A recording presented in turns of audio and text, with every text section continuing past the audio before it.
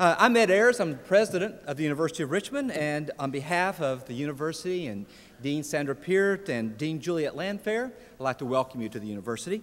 Our audience today includes students and faculty and staff and returning alumni for a union weekend and many members of the local community, including the nonprofit community, and we're looking forward to a good discussion today. And I'm very grateful to our speakers for joining us today.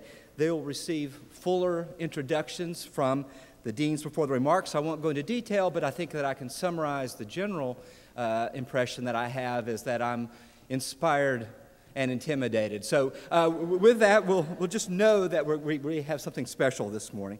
Now, let me tell you a little bit about the origins of this event. We have a strategic plan, the Richmond Promise, and the whole idea of the Richmond Promise is that we take advantage of the assets that we have, and one of them, of course, is being in the city of Richmond. Others of them are Westhampton College, created in 1914 when the university moved out here, really is integral to what made us a university. A very progressive school for young women in 1914, teaching economics and political science and other things like that that were unusual for the time, especially in the South. And the other thing that we have is the Jepson School of Leadership Studies, the first of its kind in the nation, and a model for many programs of this sort in the United States and beyond. So just as Westhampton was designed to fill a void for women's education, the Jepson School fills a different need in higher education, the need to help students better understand all dimensions of leadership so they could be effective members of the communities in which they'll be living, including our own. So when Dean Peart and Dean Landphair and colleagues began to think about how they could work together, another theme of the Richmond Promise, we're going to have lots of connections inside the university, the idea of the intentional promotion of women's leadership quickly came to the surface. Now, a second theme in the Richmond Promise is engaging with where you live, mattering where you live. So how does a university community bring its resources to bear to promote the common good? And how do we foster in the students, while we have them, a determination to be a force for the common good for a long time? So you can see how we arrived at today's programs then. A conversation with three remarkable women who are leaders of remarkable enterprises that meet fundamental needs to promote individual flourishing and the common good. This is what we like to think that the university is all about, and it's great when it becomes manifest in the way that we have today. Leigh Carter is Executive Director of Fonkoze USA, which secures funding to support a Haitian microfinance institution that builds economic foundations for democracy by providing the rural poor with the tools to lift themselves out of poverty. Fonkoze serves more than 55,000 women borrowers and 175,000 savings clients. It combines credit with training and advice and literacy and social programs to ensure sustainable outcomes and business development. Leigh was in Haiti at the time of the earthquake and was indeed injured in the earthquake. And her organization was cited in a February Newsweek article for its swift, nimble, and life-saving distribution of relief resources when traditional channels were blocked. Debbie Bial, as founder and president of the Posse Foundation, has partnered with nearly 40 campuses across the country to provide access to college education to over 3,000 young people. Those are just two of the numbers of the number of institutions, the number of students that show the program's success. Another is that 90% of the Posse participants graduate. She's been on campus before to help us think about our own commitment to access and affordability and inclusivity as an institution, two of the other 5 principles of the Richmond Promise. And I'm a great admirer of her leadership, and I'm grateful for her contributions to help ensure young people have the opportunities to develop the promise that they contain that would otherwise go unfulfilled. Patty Brown, a University of Richmond alum, returned to campus this year as Jepson's leader in residence. Patty is president of Johns Hopkins Healthcare, a managed care organization owned by Johns Hopkins Health System and the Johns Hopkins University School of Medicine. She's a former assistant attorney for Maryland. She's an expert on healthcare reform, on healthcare not only as a key component of individual well-being, but also as a crucial component of our national economy. I as a close observer of American life, I think that healthcare may be an object of some discussion in this country in the near future. You can say you heard it here first. Patty's been devoting a lot of time to thinking about and planning for the implementation of this new healthcare legislation. So as you can see, we're very fortunate today. Our speakers are going to focus on how private philanthropy can, through their own organizations and through other vehicles, make a meaningful difference in the public good. On their own observations about leadership and their experience in working to promote the common good, and on challenges that they and others working in these areas face. So I'm very grateful to Dean Landphair and Dean Peart for their own leadership in developing this program, and I'm happy to introduce Dean Landphair, a fellow historian whose recent publications included an article on the forgotten people of New Orleans, community, vulnerability, and the lower Ninth Ward in the Journal of American History. Juliette, in turn, will introduce Leigh Carter for a discussion of Fonkoze's long-time work in Haiti and response to the catastrophic earthquake there. Juliette?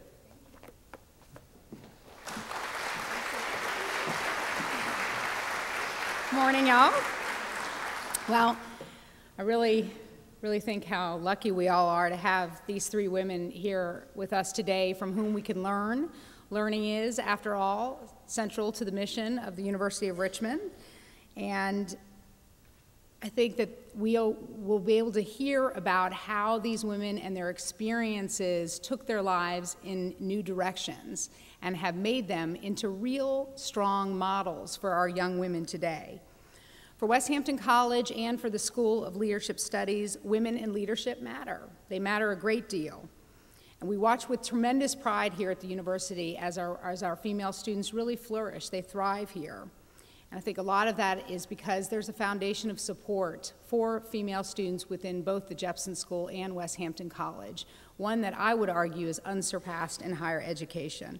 And it's one that was built, as you heard from Dr. Ayers, by decades of Westhampton students here at the university.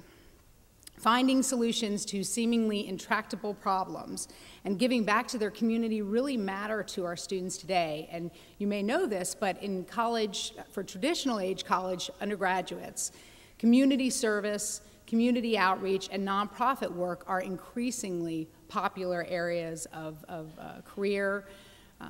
their careers, of their lives after they graduate from the university. So the question is, how do we put the pieces together so that they can follow those passions in their lives?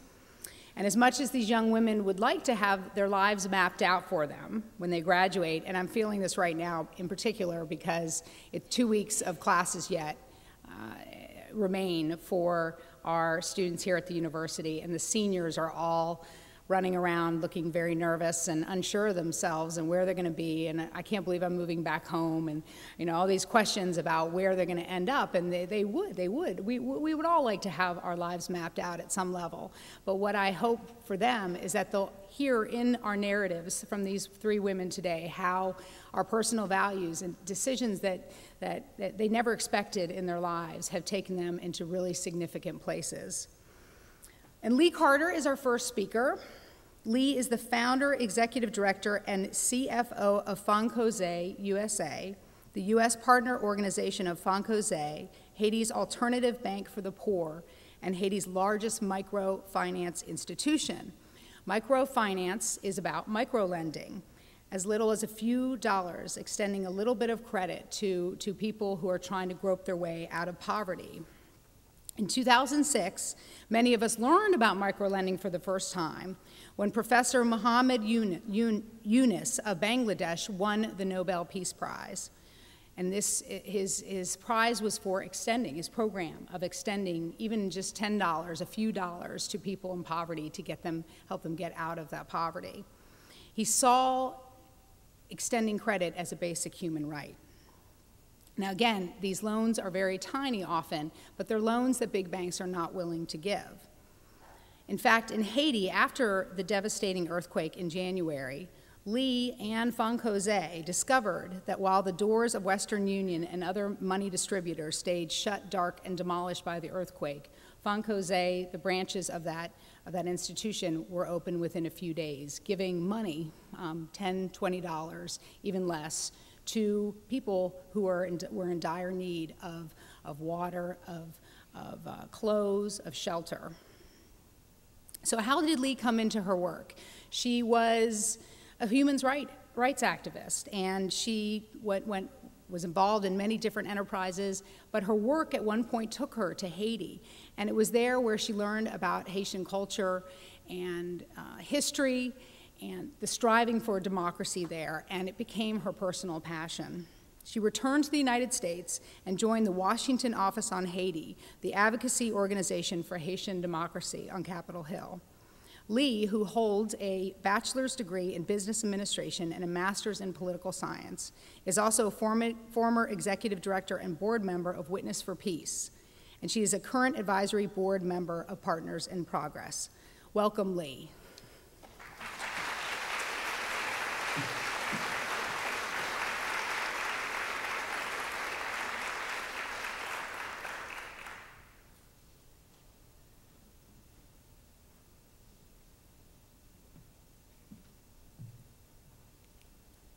Good morning. Thank you, Juliette. Thank you, Sandra, President Ayers, Sue, everybody who's made it possible to bring all of us together for this very important conversation today. Thankfully, Sue Robinson told me that I could keep my remarks very conversational, so that's good. I'm a Southerner. I like to spin a tale, and that's probably what I'll do for the next 20 minutes. At Fonkoze in Haiti, we say that education is a conversation. I want to live, how about you? So I want to start this conversation this morning by stepping in as the voice of a Fonkoze client that we recently interviewed in the earthquake zones in the encampments in Jacmel. I usually have a PowerPoint with lots of visuals, so I wanted to think of a way I could bring that voice of a woman in Haiti to you this morning. My name is Rosaline Pierre-Louis, and I am a Fonkoze client, and I survived the earthquake on January 12th. At 56, anyone might understand why I would just give up. I've worked all my life to accumulate a few assets, only to see them destroyed in less than 1 minute. I was really proud of my small home, and it was well covered, and when 2009 came and went, with no big hurricanes, that was a big relief for me. You see, in 2008, I lost my business, my garden, and my livestock in the hurricanes, and I then benefited from Fonkoze's Crédit Cyclone, or Hurricane Credit Program. After the hurricanes, I worked harder than ever, and it felt good, and Fonkoze helped me so much at the time to regain my confidence and start over again. I have 9 children from age 12 to 35. And 10 grandchildren. I do not have a husband, and I presently take care of 3 of my youngest children and 4 of my grandchildren. My kids are my pride and joy, and I devote my time to making sure they get an education or some sort of technical or secretarial training. My oldest son is 35. We are a good family. My children helped me build this house after the hurricane. We are all alive, and praise God, we will start over again. I have faced many hardships in my life, but this earthquake, it's the worst because it damaged us in every way. My credit agent from Fonkoze came to see me a couple of days after the quake, and I knew he had lost his home as well, but he was there reassuring me that we both will make it. That's a big reason I will not give up. I have some things left from my inventory at what's left of my home, and I have my Fonkoze savings account, and I have never been delinquent as a borrower in 8 years with Fonkoze. I am starting again with the little merchandise that I have left. I know Fonkoze will find a way to help me like they always do. And I know that I am not alone because I am a member of the Fonkoze group called the Patient Women of Jacmel. And we have been given many second chances with Fonkoze, and we keep getting these chances whenever we think all is lost.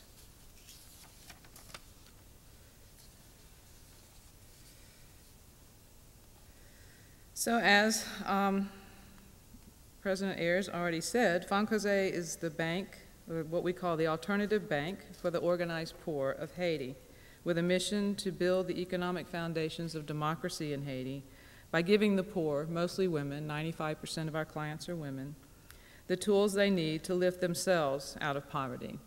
And I like to tell the story of Fonkoze because about the context of its founding and about its history, because I think it's really important to understand it's a Haitian institution, it's a grassroots institution that was really born out of a specific time in Haitian history. In 1994, Father Joseph Philippe, a grassroots leader, a Catholic priest in Haiti, part of the democracy movement, part of what they call the Petit l'Église, the little church movement in Haiti, had been very involved, as many people in rural Haiti and all over Haiti, in bringing democracy back to their country, bringing about political change in their country. And it was a long, hard-fought battle. But Father Joseph, who grew up in a peasant community himself, his mother was what we call a timachan, a market woman. It's mostly who our clients are. His father, a peasant farmer, knew that political democracy would not be effective if there wasn't also economic democracy, if the poor did not have access to the financial resources that they need to rebuild their own country and their own lives for themselves. So he really saw that economic democracy was extremely important. The second thing I like to talk about when I'm talking about Fonkoze is about Ann Hastings, and she currently is the CEO of Fonkoze in Haiti. And she's from Virginia as well as I, as well. My father's from Virginia. Ann grew up in Virginia. But Ann was about 45, about 15 years ago, had a midlife crisis in her life. She was a management consultant in Washington, D.C., and she decided that she wanted to do something with a second career. She said she was tired of going into D.C., working with some of the top management consultants in our government and in our nonprofit sector, and asking them what their vision was, and they couldn't tell her. And she would go home at night and figure out what their vision was, and she would go back and tell them, and they would pay her a lot of money to do this. And she was getting really tired of it and uninspired by it. So she decided to join the Peace Corps. And that process sort of bogged down, and if any of you in the audience know Ann Hastings, you know she's not a very patient woman. So she got, a meeting with one of the high-ups at the Peace Corps and demanded, to know why her application wasn't moving forward faster. And he said, well, how would you like to work in Haiti? And she said, well, I'd love to work in Haiti, but the Peace Corps is not in Haiti right now. This was about 1996. And he said, forget about the Peace Corps. This is a guy at the Peace Corps. He said, I know a priest in Haiti who's got some fabulous ideas, and he needs somebody like you. And he convinced Ann to go back to her house that night, and this was before emails and PDFs, and fax her CV to this Haitian priest in Port-au-Prince. And it took her like 5 hours to get the line to go through. She went out to dinner, she comes home, and there's a message on her machine, and it says, hello, my name is Father Joseph Philippe. I'm so glad you've decided to come work with us in Haiti. You can be president of my new bank, Fonkoze. And, that would have really scared me off. I would have said, forget this. But Ann decided, and she'd never even been to Haiti. She decided to go to Haiti, see what it was all about, and meet this man who had left this message on her phone. And she always says, after 5 minutes of talking with Father Joseph, she knew this man had more vision than any of the top executives she had worked with in Washington, D.C. But he had absolutely no idea of how he was going to get to where he wanted to go. And she went into, his home, she met him, she says he pulled up this rickety 1950s typing table with 3 wheels, handed me a pencil and a piece of paper and said, let's get started. So she volunteered that day to stay for a year in Haiti, and she's still there 15 years later. I came on the scene, and Father Joseph, he had this concept, of a bank for the poor, a bank that would be national in scope, a bank where, poor people were not welcome in commercial banks in Haiti. They don't have collateral. They don't know how to read and write. They're not able to open savings accounts or get loans. He wanted a bank where someone like his mother could walk in, get a loan, open a savings account, and be treated with respect. And he wanted that all over the country, and that's what he considered economic democracy. I don't know if Father Joseph knew who Muhammad Yunus was in 1996, but what he had in his head was exactly what Muhammad Yunus was doing in Bangladesh. I came on the scene about 4 months later. I was in Haiti with the Washington office on Haiti, and I was invited to dinner by Ann and Father Joseph. And when dinner was over, I don't know what it was, the wine, whatever, I was director of Fonkoze USA, which, by the way, didn't exist at that point. They needed, someone to come to the United States and figure out how to raise the loan capital that they needed to put in a revolving loan fund to begin to make these loans to the market women in Timashan. They had no idea in 1996 they were going to be able to mobilize the kind of savings that they now have mobilized, so they needed me to come back and do that. And they also needed me to come back and raise the funds that they would need for all the other programs that accompany their credit programs. So in 1990, the fall of 96, we're sitting there in Port-au-Prince, and at that time, Fonkoze was a big dream. It was 5 employees. I think they were all cousins of Father Joseph's, and we couldn't pay them. It was a tiny little dingy office in Port-au-Prince, and we had about 50 clients who had signed up. And today, 15 years later, we have 50,000 loan recipients, 42 branch offices throughout every department of Haiti, over 200,000 savings accounts, and 730 employees.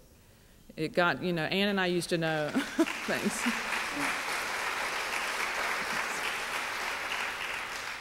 Ann and I used to know every employee, and then at some point we looked at each other and said, we don't know all the employees anymore.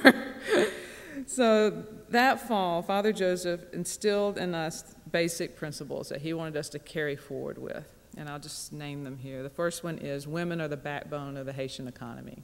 Every household, just about, is run by a woman. Every family depends on the woman. The women are what they call the doorway into the family in Haiti and in many developing countries.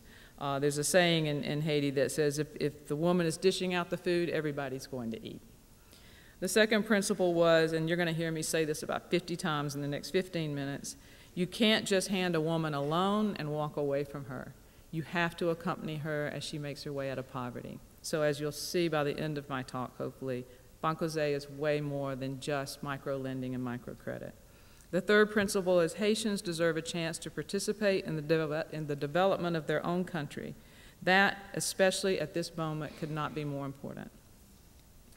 The fourth principle, which I've already talked about, political democracy cannot survive without economic democracy.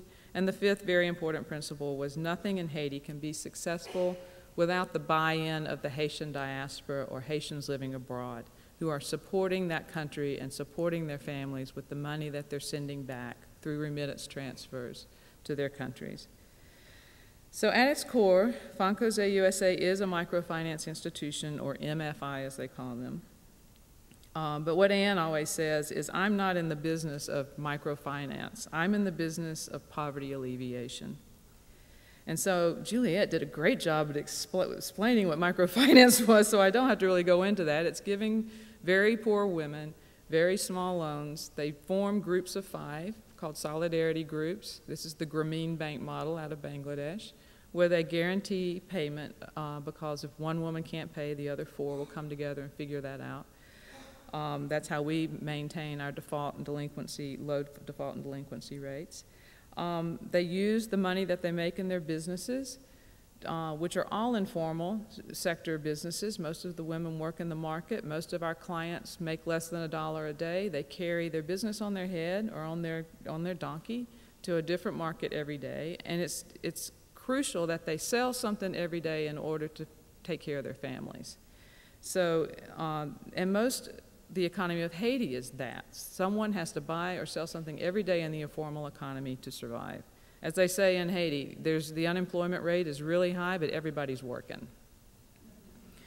And then finally, whatever income or profit they make on their little business, they use to build assets. And assets for a woman in rural Haiti is not necessarily a savings account, although she may put money in her Fonkoze savings account. It could be a goat or a chicken or a cow. Or she builds on a room to her home, or she makes sure her child gets into school, or food on the table twice a day rather than once. This is how the profit from her business begins to change the life of her day-to-day reality.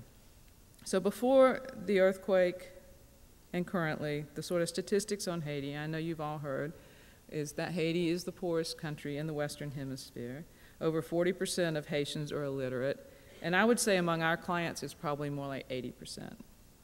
A woman in Haiti can expect to live 49 years, and that's down from 54 years in 1999. half the children under 5 are malnourished. And before the earthquake, like about 2 years before the earthquake, we started seeing a rise in the hunger in the country because of the international economic crisis.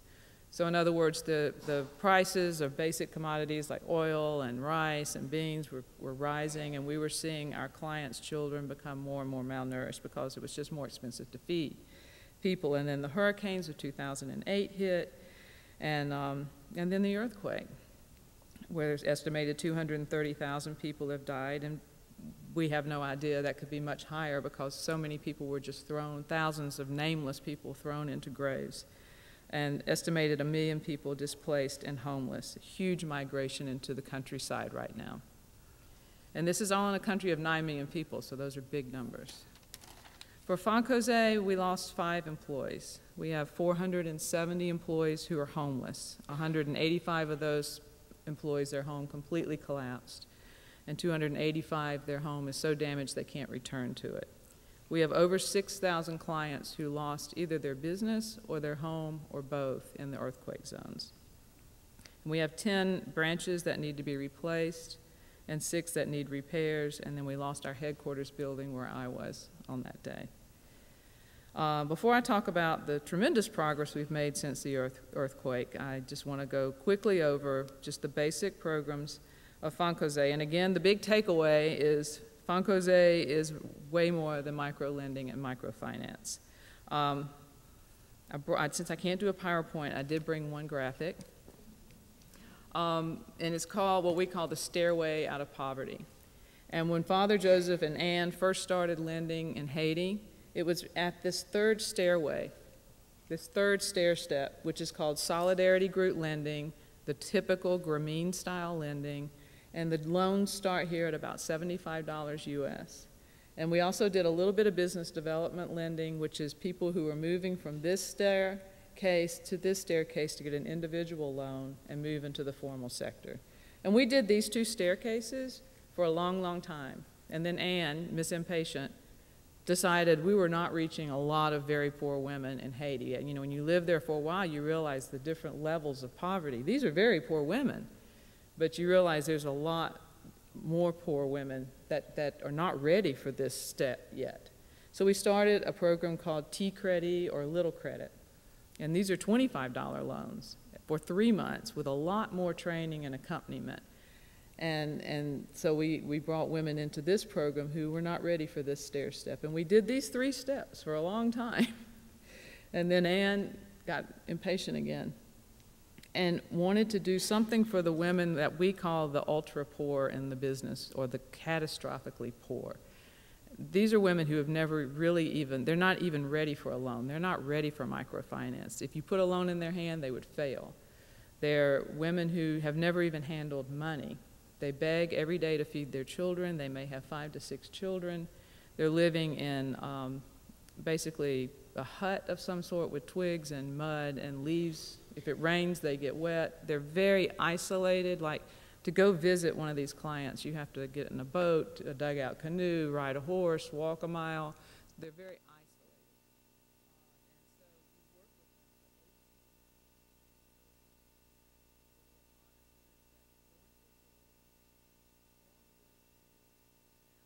In the village and have the committee decide who are the poorest people in this community. Have them understand that we don't want this kind of poverty in our community, and how do we help these households. And it's an amazing process, because here you have extremely poor people deciding they're wanting to help catastrophically poor people. It's an unbelievable process. And the monitors come by twice a week. And we do housing improvement for them. They have to bring in sweat equity, so we make sure they have a tin roof, a cement floor, and a latrine. We get water filtration in their home. We get their kids in school. We get them access to health care. We begin to introduce to them a stipend of $6 a week just so they will quit begging long enough to participate. And then we introduce them a commerce or assets like chickens or goats or a business or a garden, some way that they can turn that skill into a business. And at the end of that 18 months, they graduate in a big ceremony. It's really a big deal, into T-Credit. And it's been an incredibly successful program, and we just last week heard from the MasterCard Foundation that they're going to fund 1,000 families in CLM. Yes. And the program's called Chemin la Vie Mio, or Path to a Better Life. So the whole point is we have the staircase, so we're meeting women wherever they are on their journey, and we hope that they're making their way up that staircase. We have CLM clients who are now in Solidarity, and sometimes they fall off that staircase. If there's an earthquake, if there's a hurricane, if there's an illness in the family, we try to pull them back up on those steps. The big point to make all along this staircase, are all these other programs that we do. Again, Father Joseph, you can't just hand a woman a loan and walk away from her. So we have all kinds of educational programs in literacy, children's rights, health care, business skills, all kinds of education programs women can participate in. We have health and malnutrition programs. We have microinsurance. We have just our banks themselves, you know, our hubs for remittance and transfer services. You know, that $100 from your uncle in Brooklyn, especially during the earthquake, became so important. You heard about the story of the mission in the middle of the night for the U.S. military to make sure Fonkoze had its liquidity. It was so important that we were open for business to hand out those transfers and remittances from Haitians living abroad. So all up and down the staircase, we're offering all these other social services, and that's why we're way more than microcredit. We make a commitment to our clients that if they stay with us for 5 years in good standing, we make a commitment to them that they will have food on their table every day, that their children will be in school, that they'll have a cement floor, a tin roof, and a latrine, that they will begin to see their assets accumulating, that they will be able to read and write, and that they will be able to have the confidence to face their future no matter what. So Fonkoze is building leaders. We're talking about leaders and women leaders today from every point, from our clients to our staff, to myself, to everyone. You know, it's an organization of building women leaders. And I'll just say a little bit about Fonkoze post-earthquake. When we were all evacuated from headquarters building on January 12th, and sadly I didn't go out the front door, I decided to fall out the second story. We're all huddled in the courtyard, and it was 50 of the sort of leadership of the organization. And if you had told me on that day that we would be where we are now, 2.5, 3 months later, I would never have believed it, because it was everything you saw. It was as devastating as you can imagine. We had to deal with many issues: no electricity, no oil to run our generators. Our headquarters building collapsed. Some of our branches collapsed. Our employees were dead. Our employees were homeless. Our clients were in really bad shape, and you know, we never shut down. There were many branches that never shut down because we were the rural branches. And within a few days, we had even the earthquake zone branches open, even if we had to drag the desk and the computers out into the courtyard and serve our clients. There's wonderful pictures on our website of people lined up down Avenue Jean-Paul II to get into our Port-au-Prince branch and pick up their remittances, and we were operating out of the courtyard. I just love that image. And we have a bank mobile for the first time that's traveling around Léogâne, so it's a new kind of innovation. We've built a new Port-au-Prince branch, or opened a new Port-au-Prince branch. We have a new temporary headquarters. We've got our liquidity in the middle of the night, thanks to the U.S. military, and we've started received funding from the American Red Cross to do a huge catastrophic recovery program for our 6,200 clients that lost their businesses. So we have really, really come a long way, and it's really hard to believe. And I think the heroes that come out of this are the clients themselves. You heard the one client's story who is picking up and starting her business again and living in the camps, and that's just what she's doing. To our employees who are working every day 12, 14 hours and going home and living in the camps. So there's a lot of heroes in this story, and those are Fonkoze heroes, but those heroes are repeated all over Haiti. And lastly, I hope you have an image of Fonkoze, an image of the women that we're trying to serve, and an image of what Father Joseph really wanted us to be, and that was a bank on which the poor of Haiti could really rely. Thank you.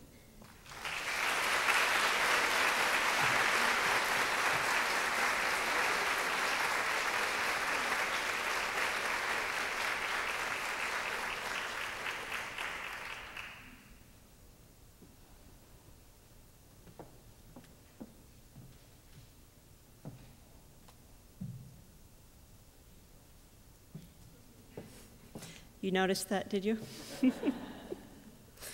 I have a special box to stand on. I'm Sandra Peart, the Dean of the Jepson School of Leadership Studies, and I'd like to take a second to welcome you all to this extraordinary conference.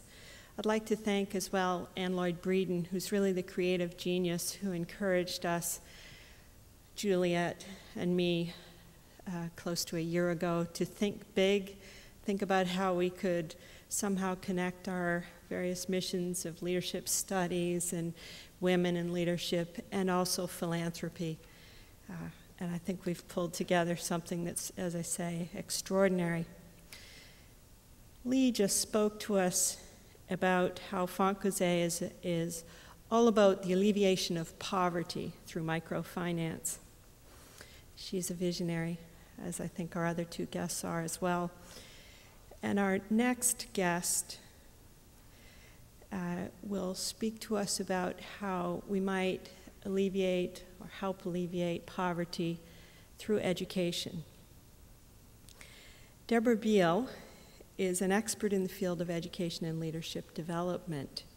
Her experience in facilitating dialogue around issues of diversity and in guiding selective institutions of higher education toward improved admissions policy has gained her national recognition in the higher education community of the United States. The Posse Foundation, of which she's the president and founder, has been featured on NPR, CNN, CBS Nightly News.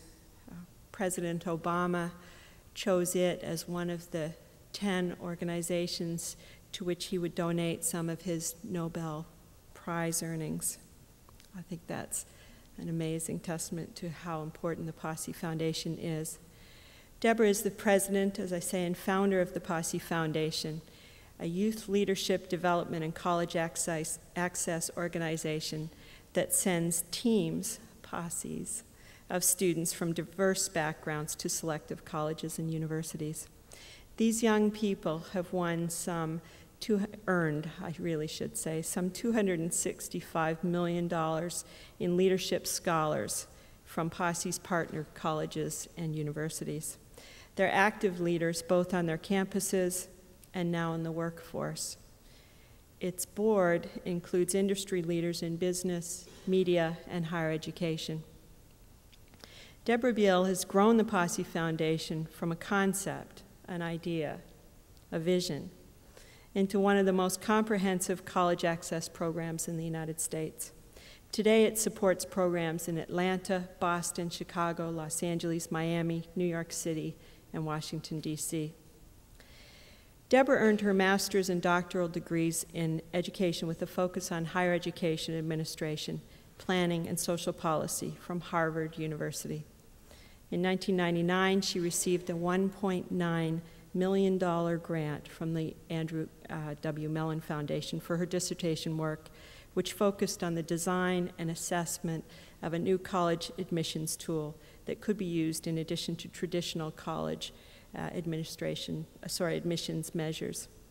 To date, approximately 6,000 students have been evaluated using this new method. Please welcome Deborah Bial to our stage.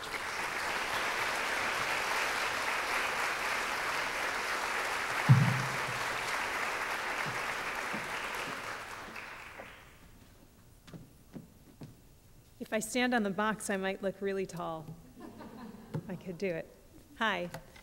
Thank you so much, President Ayers, Juliette, Sandra, everybody, and all of you for listening. I was nervous because I thought okay, I can't use visuals, I can't do video, and so I have to be a little entertaining, and I'm not that entertaining, and I thought, well, you can tolerate me maybe for a little while. I was thinking about how to start, and since Posse, I've been doing Posse for more than half my life, I thought I might tell you a little bit about how I got involved, because that would explain the story of Posse. I grew up in Teaneck, New Jersey. I don't know if anybody knows where that is. And by the way, how many of you had heard of Posse before today? Anybody? Oh, good. A lot of you. And I went to Brandeis University in Waltham, Massachusetts, and I got an English degree. And I thought, now what am I going to do? It's kind of what you were saying, Juliette, that I had no idea. And by accident, I met a man who was starting a new program, a youth program in New York City, and he invited me to work with him. It was called the City Kids Foundation. And I went and I worked there, and we were working with all these kids. I was traveling to 13 different public high schools in New York every week. I was running after-school leadership programs. I had no idea what I was doing. I was kind of just thrown into this. And I was getting to know these great kids, really great kids. Now, really terrible high schools, but really great kids. And just as you would imagine, the kids were graduating from high school, and some of them were going off to college, and we were proud of them, and we knew they were smart and talented and wonderful. And 6 months later, they were coming back home.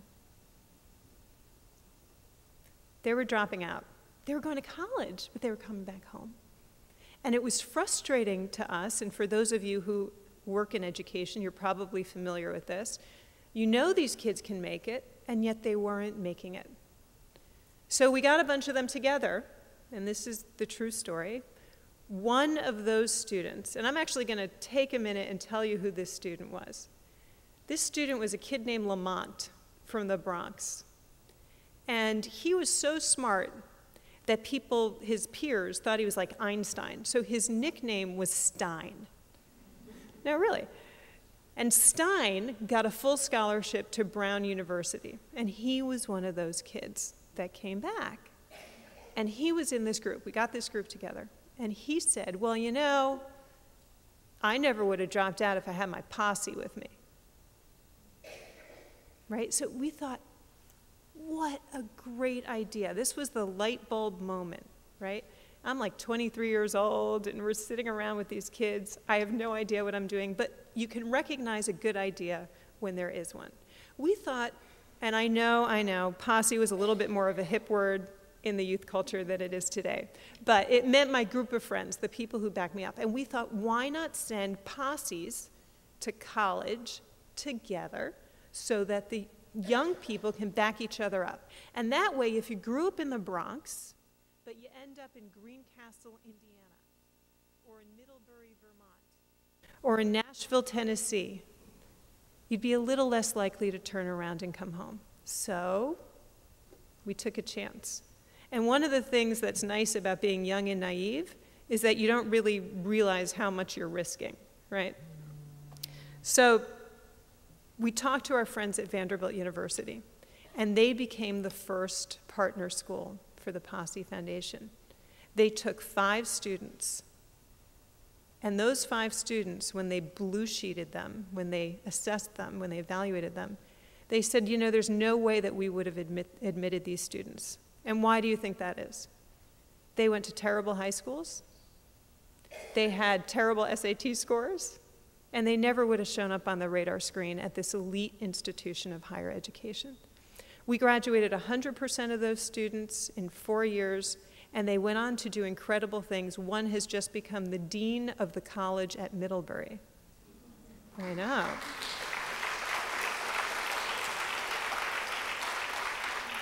So even though we're much smaller than the other organizations you're hearing about today, in the past 20 years, we have sent over 3,000 Posse scholars to college. And these young people have won an astounding $329 million in leadership scholarships from our partner schools. They're graduating at a rate of 90%. And what's most important, if you remember nothing else about Posse, I hope you remember this, they are creating a new kind of leadership cohort in the United States, one that this country has never seen in its entire history. By the year 2020, we will have 6,000 Posse alumni in this country. And I get chills when I say that. They will have come from big urban public school systems, but they will have gone to the best colleges and universities in the nation. And they will be doctors and lawyers and teachers and community organizers. And they will sit at the tables where decisions get made, and for the first time, they will better represent the true demographics of the United States. Won't be a good old boys network, right? Now the Greek system. It's exciting. So I'm going to explain just a little bit about the program. We have 3 overarching goals. The first one is that we're trying to expand the pool from which top colleges can recruit kids, right? Everybody wants the Dominican kid with the 1600 on her math and verbal SAT, right? And we know there's a very small number of those students to go around.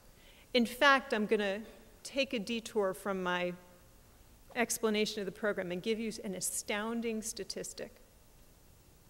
There are 1,400 four-year colleges and universities in the United States. And if you took the top, say, 150 of them, the very best schools, the ones at the top, the elite ones, and you ask them, well, okay, how many black students would you need if you wanted to represent the demographics of the country? I'm sure you don't know the number off the top of your head, so I'll tell you. You'd need between 50 and 60,000 black students. Now, those very best schools often rely heavily on SAT scores when they're admitting students. So we said, okay, let's just see how many black students in the United States scored, we'll be conservative, 1,200 on the math and verbal. Anybody want to take a guess? How many? The number? I see you shaking your head. You don't want to guess. 6,000. 6,000 scored 1,200. That means we need 50,000 every year, but only 6,000 are doing reasonably well enough on the SAT. And then let's just slice it one more time. Because a lot of our institutions, when they focus on getting a diverse student body, say we want to give money and scholarships to the poor kids, which makes sense. But if we looked at how many black students were low income who scored 1,200 or above, are you sitting down? And I know you are. 900 in the entire country. So we have a problem. Hopefully that simplifies, right? It tells you where's the problem? If our elite institutions of higher education are going to recruit a diverse student body and graduate them so they can go be these leaders, we're going to need to find ways to stretch the definition of merit, to understand that there are other ways to identify fantastic young people who can kick ass at a great school like Richmond, but who might not show up on the radar screen. So that's our first goal. We are expanding the pool. We're finding young people who don't show up on the radar screen, but who can do really well at a great school if they were just given the opportunity. Goal number 2. Goal number 2 is that we say, well, let's not stop there. Let's not just be a pipeline program. Let's really work in partnership with our university and college partners and help them reach their goals on campus. Because I don't know where all of you went to college, but you could probably remember back, and if you walked into the cafeteria, you often saw pockets of kids divided by race. The Asian kids are sitting together, you know, the black kids, we got a bunch of white kids. And there wasn't enough integration community building. So Posse says, we're going to help you do that. And the way we're going to do it is we're going to find young people who are not only going to do well on your campus, but they're going to help change the campus climate so it becomes welcoming to students from all backgrounds. And then the third goal is that we want to make sure our students graduate so they can go be leaders in the workforce. That's what Posse's doing. We have 37 partner colleges and universities, and this past year alone, they awarded $64 million in scholarships to almost 500 scholars from around the United States. And if that starts to happen every year and it grows every year, we will really achieve this goal in a powerful way. So, briefly, the way we do it is we open up in a city, we set up an office, we hire a staff, we build a partnership with the public school system, and we say, nominate kids. And we have 5 program components. The first is this crazy thing called the dynamic assessment process, which is a really unusual way of identifying and finding those young people, and I can explain it. The second is once scholars are chosen, there's an 8-month pre-collegiate training program. The third is we have something called a campus program where we follow those students throughout the 4 years of college, and there's retreats and mentors and all this stuff.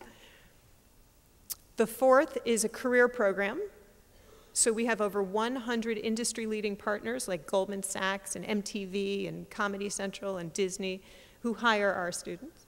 And the fifth is something called Posse Access that allows us to help the young people who don't become Posse scholars. And if you're interested, we can talk about that later. But what I hope you're hearing is that this is a very non-traditional way of making change. And while this particular conference is about leadership and philanthropy and entrepreneurial-ism, that's not a word probably, in education, what Posse is about is helping to build a leadership network so that our world can change. And at the risk of being a little bit political, I think this country is in a terrible situation.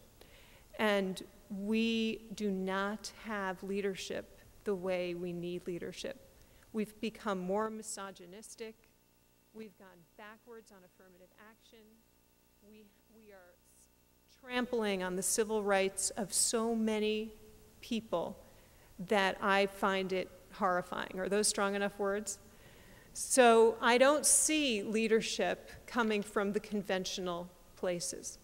I think we need to support and nurture our young people so that they can be community organizers, so that they can be innovators in business, so that they cannot be afraid to speak up in a boardroom or wherever they end up, so they can start new schools, so they can challenge whoever they need to challenge, and hopefully the public will begin to follow. Okay, that was my little bit of my political soapbox, but I feel strongly about it. And the way I think we fit into this conference is that we are really caring in a deep way about nurturing that leadership of tomorrow. 2 important things. I think that we in this country have a misconception about what diversity is. We assume it is a synonym for minority. And in fact, there was one person who came to my office, this was a few years ago, and he said, Debbie, I was in the most diverse high school I have ever been in my entire life. It was all black students. But we do that. And so what Posse is saying, okay, we're a diversity program, but every single person can be in our program. So when you see a picture of a posse, and now there's 10 kids in every single posse, you see Pakistani kids and Jewish kids, you see gay kids and straight kids, you see black and Latino, you see every kind of kid you can imagine. And every posse is different. And our university partners understand that, and they love it because it helps build community. The second thing that's a little bit unusual about Posse is the way we define merit. Because we say, and if you look merit up in the dictionary, it will connect to this word deserve. And when we award merit scholarships at our colleges and universities, we often, most of the time I should say, give them to students with high test scores. Which means that on our campuses, when you see a student of color, right? Are you with me? Remember the data I gave you before. When you see a student of color, you assume that they're there because they're an athlete or because they are a charity case. They're poor, we're helping them, they got in. So Posse says, we're not doing that, screw that. We want these scholarships to be merit leadership scholarships. And so that any kid that wins a Posse scholarship is going to win a full tuition scholarship based on all the leadership she's going to bring to your campus. So we had this interesting story where one of our scholars, Keto, was actually at Vanderbilt, and he was walking through the middle of the campus, and someone stopped him, and they were talking, and he said, I'm here on a scholarship. And the student said, really, what team do you play for? And he was able to say, no, it's a merit scholarship. And in the same way, based on these 2 points, this woman, Erica, was on campus, and somebody walked up to her, and they were talking. She said, I'm here on scholarship. They said, what scholarship? She said, Posse. They said, what? Now, Erica is this white kid from New York. They said, I thought that was a diversity program. She said, yeah, it is. So those little, I know it sounds little, but those little things, it's not little, they're huge. And the program begins to change the paradigm about how we understand diversity and merit and who deserves to be in these elite institutions. And it works. I guess, to close, I wanted to tell you a little bit about what we're seeing. This happened, I guess, a year ago. We had a receptionist who worked at our national headquarters on Wall Street. And one weekend, it was a weekend, her doctor's office was closed, and she felt really sick. And she went to the hospital, emergency room. And she's waiting, waiting, waiting. And finally, a doctor came over and said, okay, I'll see you now.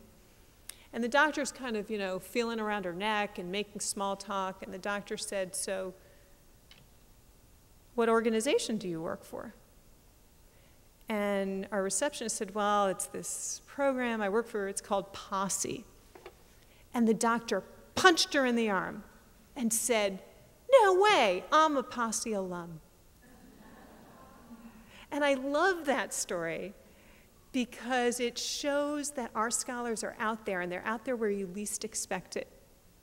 I think to Leigh, you might be happy to know that we have 3 brothers from Boston, the Thork brothers, who all became Posse scholars in different years.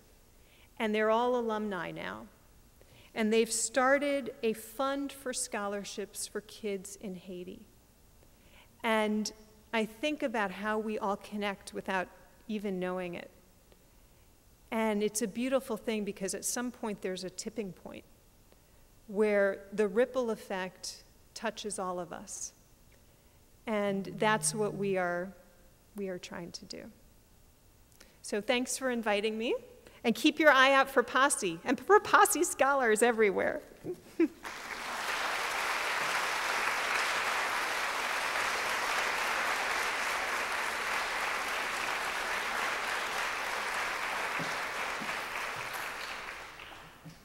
love these stories. Next, we have, her official name and title is Patricia M.C. Brown, Esquire, but we've been calling her Patty, so I think you all are welcome to call her Patty as well. Patty is the president of Johns Hopkins Healthcare, LLC, and senior counsel for the Johns Hopkins Health System. As president of Johns Hopkins Healthcare, LLC, she is responsible for the administration of all Johns Hopkins managed care products for 200,000 individuals enrolled in self-funded employer, Medicaid, and Department of Defense health benefit plans. She's also responsible for integrating and coordinating managed care contracting, payer, and market strategy for all Johns Hopkins medicine entities. And finally, as senior counsel, she is a lawyer, to the Johns Hopkins Health System, Patty provides legal advice in the areas of managed care and regulatory compliance.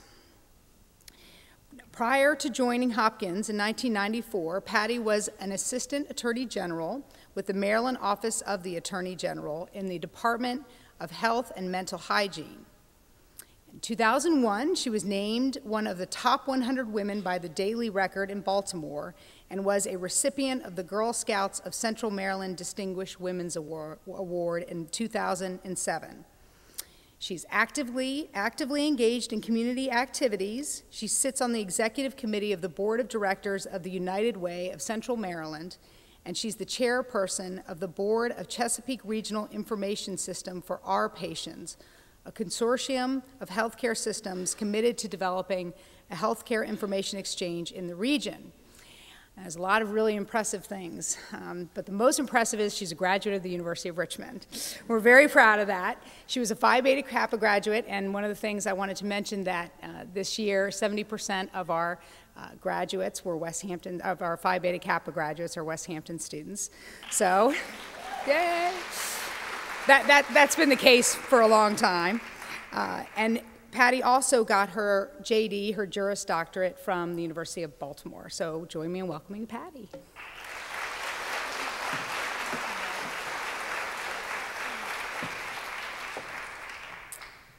Good morning. What a daunting responsibility I have to follow the two women that we just heard from. It moves me, actually. It's not just about their academic achievements, it's about their personal passion.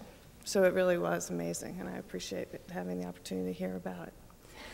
Great honor for me to be here today. Thank you, President Ayers. Thank you, Sandra. I've been invited to be the leader in residence for the Jepson School of Leadership Studies for the last several months.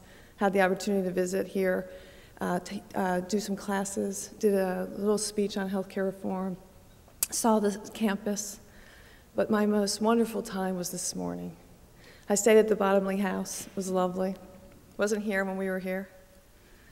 But I had a run. I had a jog this morning, which, by the way, I never did in 1978, although I was a jock. I never thought about running a few miles, right? It was only at practice that you had to do that. But I would lovely, lovely jog around the campus. And it brought back the memories, you know, the good and the bad. But the most pleasurable moment of this whole trip was walking in here this morning and seeing my roommate, who I haven't seen in quite some time. Katie and I were roommates for 2 years here, and we learned a lot, helped each other a lot, and it's a pleasure to be here with you. So, great honor for me to be here. I will tell you, it does bring back memories, and it's almost amazing that it's been 30 years since I've been here. But I think of myself still, in some ways, as still that young girl. And at the time, I knew that I had no true ambition. Believe it or not, it's true. I am not now, nor have ever been, a goal setter, despite some of my counsel that I received here at the University of Richmond. And I simply just try to be aware of the road that I'm being called to travel, and to stay on that road and be committed to living life as live my life, the life that I've been given, as fully as possible. But I must say that it was here, at the University of Richmond, that I really learned about work. And it wasn't just about the work of study. It was about work. It was about the passion of work and being passionate about what you're doing. I worked all the time. I enjoyed my classes, but I was a work-study student, and then I also had part-time jobs. And although they were work, I loved them. I thought of it as play. Now, one of the jobs was the bartender at the local bar down the street, which I understand is no longer there, and we remember Barry, of course. But I was just on the go all the time. And as I was running this morning, I realized I missed so much. And college is wasted on the young. It's amazing to me. I looked and I said, I know that building was here, but I never went in that building. This building. Katie was a drama student. She was here. I was on Keller, the athletic field. Never set foot in this building except to see the play that you may have been in.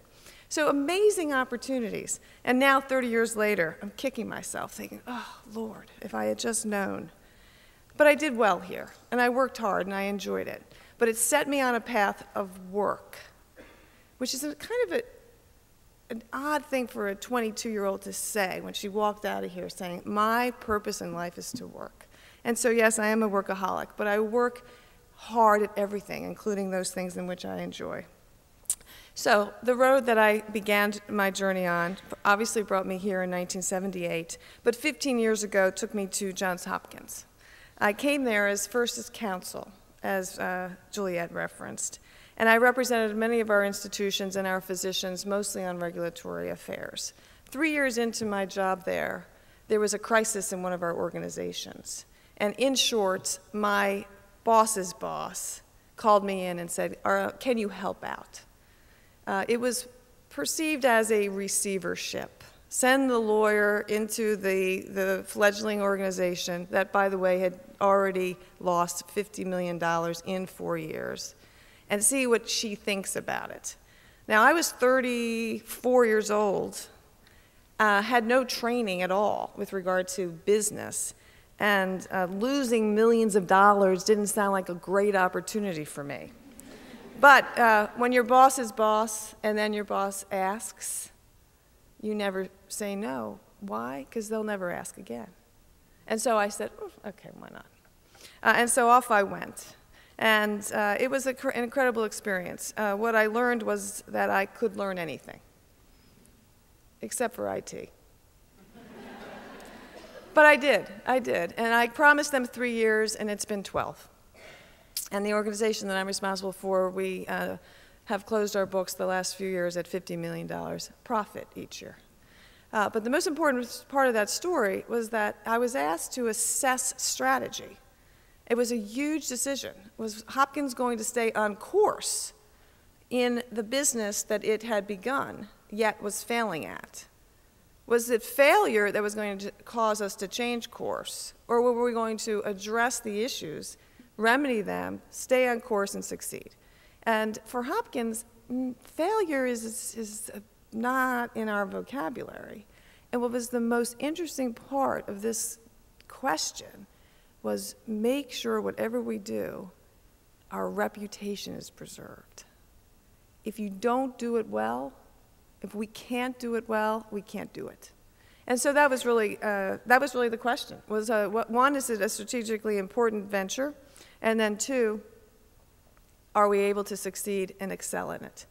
And today, the organization that I'm responsible for, and there's several of them within Hopkins that I manage, it's really all the non-hospital stuff.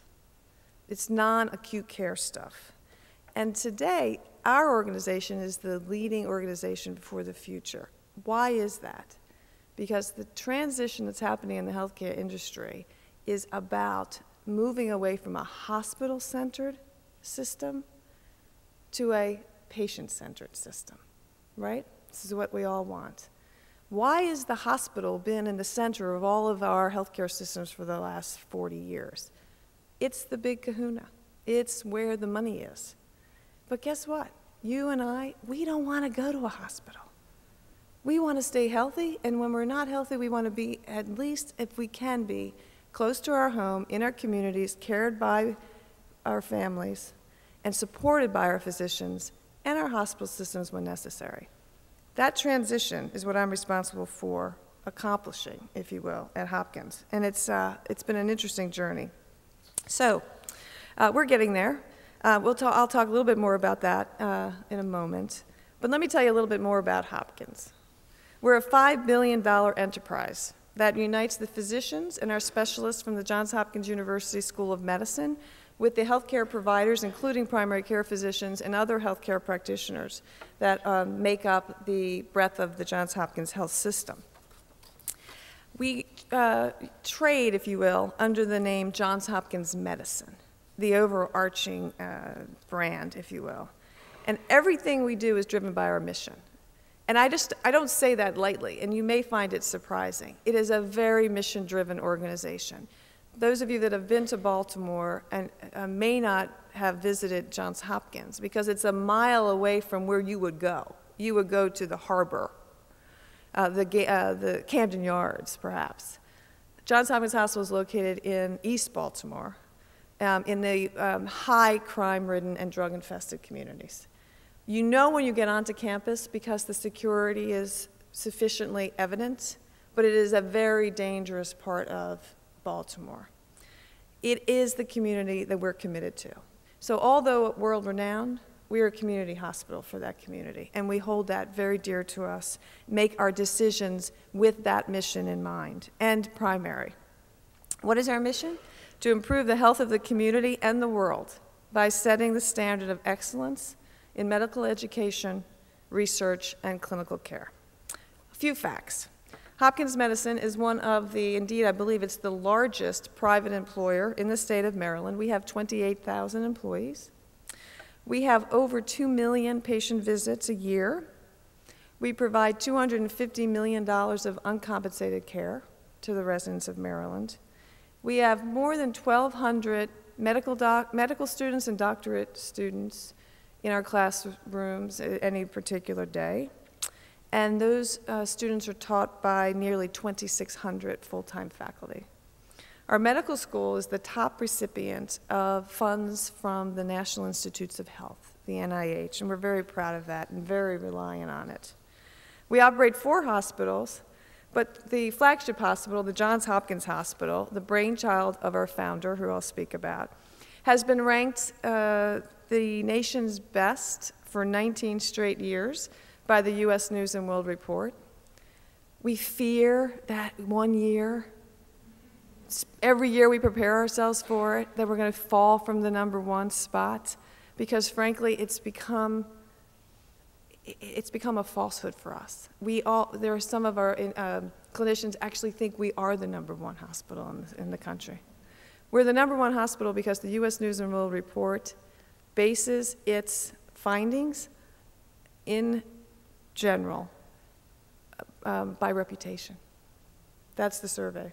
You probably are familiar with this.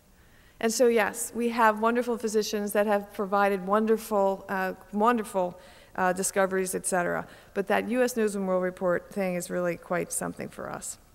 As reference, I manage our managed care division and responsible for over 250,000 lives. We're growing every day, 2,000 lives a month. We have an extensive physician program. We have the largest primary care physician group in the state of Maryland, which most people find surprising because they don't think of Hopkins as a primary care place.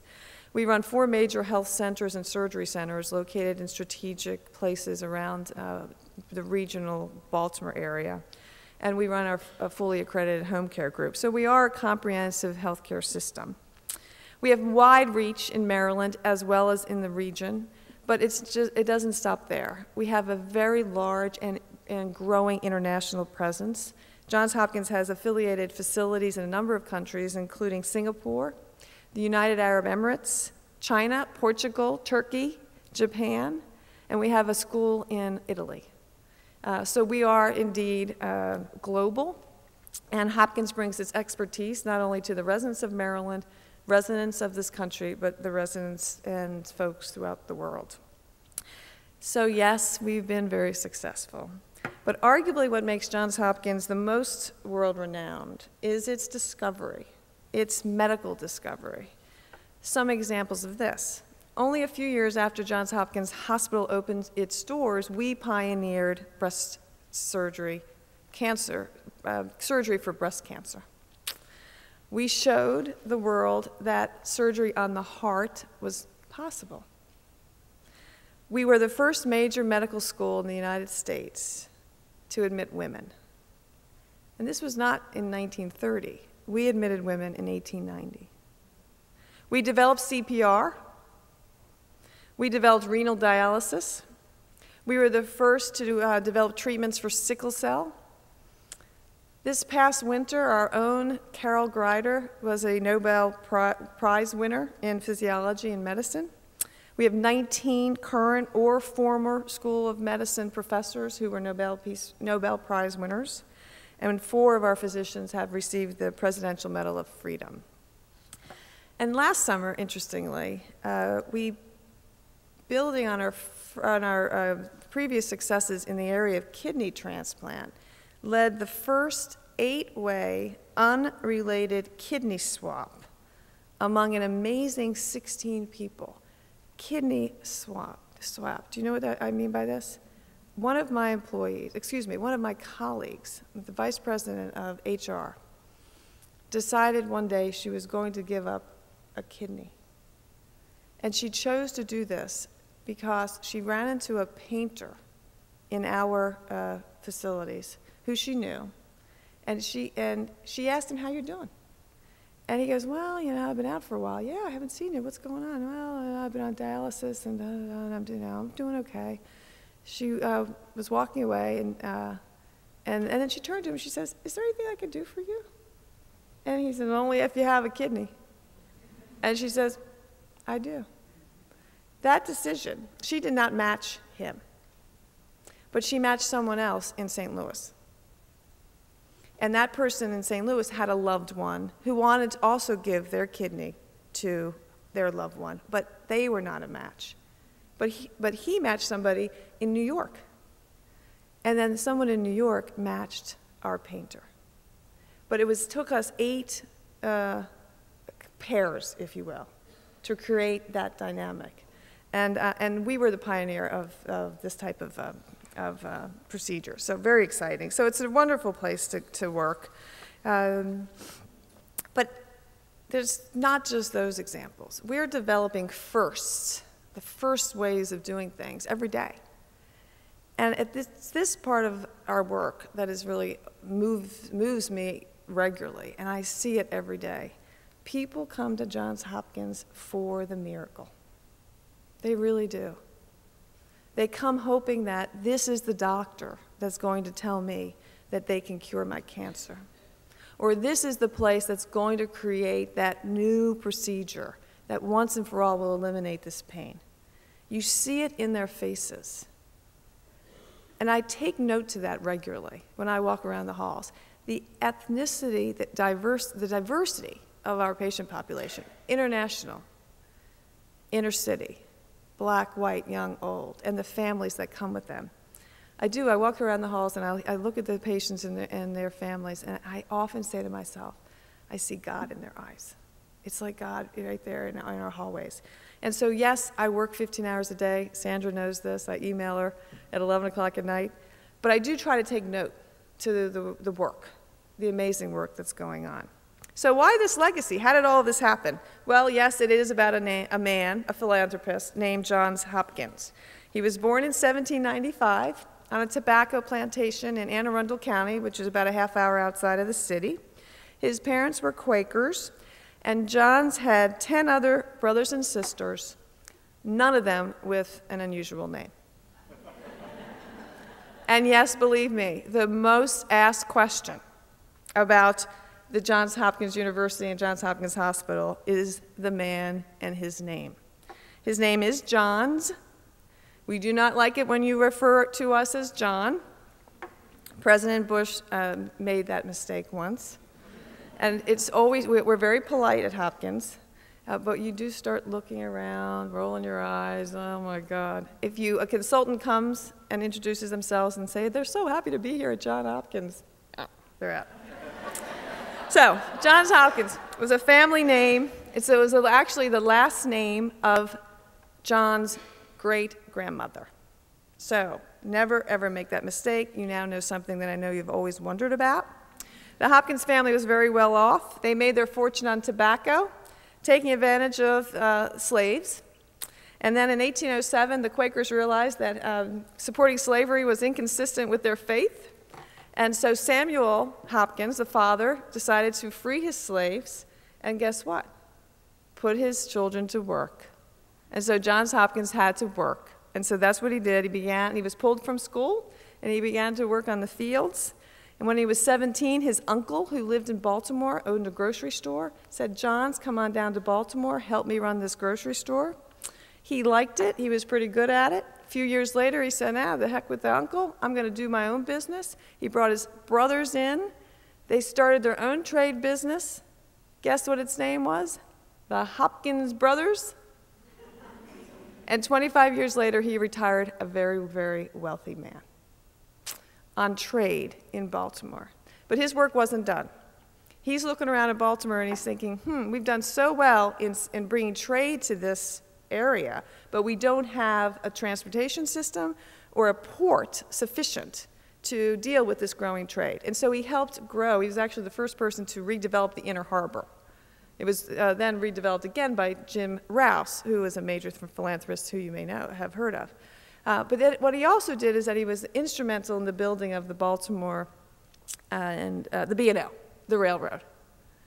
And so that's when he started making big money, because he was the major shareholder for the B&O. And his success there increased his philanthropy to a point that he realized that before he died, he needed to make decisions about what to do with his estate. He has been quoted, and we talk about this at Hopkins, as saying to his gardener, like the man in the parable, I have had many talents given to me, and I feel that they are in trust. I shall not bury them, but give them to the lads who long for a wider education. And so he planned.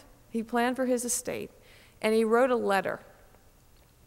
This letter is framed in various forms and put on virtually every office wall that we can find, because it sets forth his intent and the mission that we still now to this day abide by.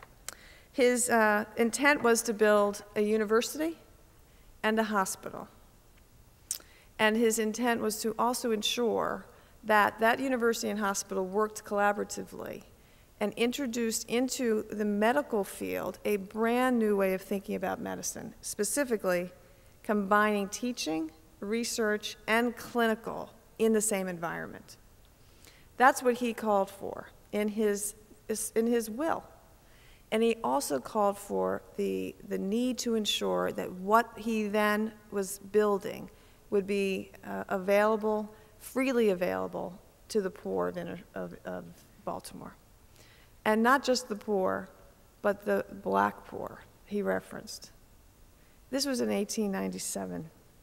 And so he laid out his desire in this letter. Our trustees abide by it to this day. And this donation, which was $7 million at the time, 1867, was the largest ever made to an American institution of learning at that time. $7 million then is about $130 million today. So that was our beginning. But it doesn't end. With every man, there's got to be a good woman, right? Well, John's was never married. But there was a woman, soon after his estate was opened, named Mary Elizabeth Garrett. And she was the daughter of Johns Hopkins' friend, John Garrett, who was one of the trustees on the B&O Railroad, as well as the university board. The B&O stock actually started falling in the 1880s. And so they were building the hospital, but then the stock that they were relying on to do this began to fall. We know all about this. We've witnessed it ourselves, right? I'm sure President Ayers is worrying about that often. But so there was just not enough money to complete Hopkins' vision of building both the hospital and the medical school. And so the university put out a national call for fundraising. It's time to reach out and see if we can get other people to participate. And there was one woman, Mary Elizabeth Garrett. She took up the mantle, and with a group of other women known as the Friday Girls. Why the Friday Girls? Because they hung out on Fridays. That was their social time. And so during their social time, they planned for the approach to raise enough money to allow Johns Hopkins' vision to move forward. Miss Garrett and her lady friends raised over $110,000. Mary Elizabeth herself gave $35,000, which was a huge sum of money at the time. And that network of women, surprise, surprise, shakers and movers, ensured that their money would not only go to build the school, but what else? Ensure women were admitted to that school. So that's why Johns Hopkins, when we opened our med school, became the first co-ed medical school, even before the 20th century. So really, really amazing. So the story goes that the stodgy board of trustees, the guys, actually were not immediately amenable to that idea. And therefore, Mary Elizabeth Garrett had to raise just a little bit more money, right? if you'd raise just a little bit more money, maybe we would allow that. So no doubt that Hopkins changed America, and we're proud of it. So the birth of our healthcare system really was about the boldness of one person, then followed by another, and then, of course, followed by others. And that's, I think, true for a lot of the successes of our country in the last century. So first Johns Hopkins, then Mary Elizabeth Garrett, and then, of course, there was John D. Rockefeller. And I will tell you, I laughed when I was asked to do this presentation. I mean, I love this concept, but I really hadn't thought about it. Public causes private money. And although I walk around Hopkins and every building has a name on it, and it's not Hopkins' name, right? It's all kinds of names. And so it's obvious as to how we're doing all this. But I never really thought about it. And so I actually read 2 books, one of which was about John D. Rockefeller and the work, amazing work that he and his organizations have done. In 1901, he created the Rockefeller Institute for Medical Research. And then in 1913, the Rockefeller Foundation. This was just another guy, just like Johns Hopkins, who suddenly found themselves very, very wealthy and said, we need to do something with this. So the Rockefeller Foundation brought scientists, scholars, economists, grassroots leaders all together to try to achieve transformational things in the area of health. Rockefeller has led the way in scientific philanthropy, and the results really are stunning. Since its inception, Rockefeller's foundation has given more than $14 billion in current grants. Really amazing. So after Rockefeller, there was FDR, the 30s. And this is really important history. And it was another amazing book that I read about the history of FDR and his efforts in polio. Remember polio? 30s through the 60s. I talked to my mom about it a couple of weeks ago. I said, tell me what you remember, because I was born in 1960, and the vaccine was just made available then. And then she remembered that, remembered making sure that her children were vaccinated. So it was really Franklin Roosevelt, being inflicted himself with this disease, who decided that he was going to lead an effort to find a vaccine. And so a lot of drama. I mean, there's another really cool book really amazing drama about the competition between Jonas Salk and Albert Sabin, and who was really going to get there first, and amazing.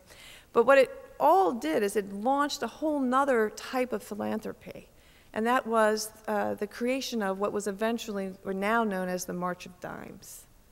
And the March of Dimes began what is now a very interesting arm of, if you will, of philanthropic opportunity, and that is these other types of organizations. American Heart Association, American Cancer Association. I serve on the board of American Diabetes Association, amazed at their level of work. The opportunity that's presented through these organizations was to take philanthropy and allow the common man to be part of it. Oh, okay, I'll walk for the ADA, or okay, I'll write a check for $50. And that began really with the March of Dimes. So a history of philanthropy and how it's reached out. One other name I want to throw out at you, because she's really kind of one of my heroes. Mary Lasker. Mary Lasker. She was an art dealer in the 1940s, and she and her husband were very successful business-wise. And they decided to just give their business to their employees and become health activists. And that's what they've done. That's what they did. But their purpose was a little different from the previous philanthropists. They wanted to raise public awareness, and they wanted to leverage DC. So by the 40s, the government actually had some power, right? They were active. And so what happened with Mary Lasker and her husband is they began to leverage their money, their leadership in Washington around public health. Indeed, Vice President Humphreys at the time, Vice President Humphreys said that had it not been for Mary Lasker, we probably never would have had Medicare or Medicaid. That philanthropist, that leader, taking an opportunity to influence Washington. And so, of course, we do have Medicare and Medicaid, and we have more Medicaid coming our way. So, She was really the first philanthropist who demonstrated the power of private grant-making foundations and influencing and expanding public dollars and improving public health. So again, kind of fun. So a history of amazing philanthropists. They use not only their money, but their passion, their leadership skills to transform the existing state. Individuals changing the world. We have others in our world today, of course. Bill Gates, Warren Buffett. Still all kind of not, unsure exactly as to the major impact they're going to have, but major, major dollars. Hopkins in particular, Mayor Bloomberg. Mayor Bloomberg was an alum. He's given hundreds of millions of dollars to Hopkins. Our world-renowned public health school is named after him, the Bloomberg School of Public Health. He has donated a significant amount of money to one of our new hospital, our replacement hospital, that will be named after his mother. We're building 2 towers, replacing 500 of our 1,000 beds, $1.4 billion of expense. The one tower is going to be named Charlotte Bloomberg, and the other tower, and the name just escaped me, but it's Sheikh somebody from the UAE, a Jew and a Muslim in East Baltimore.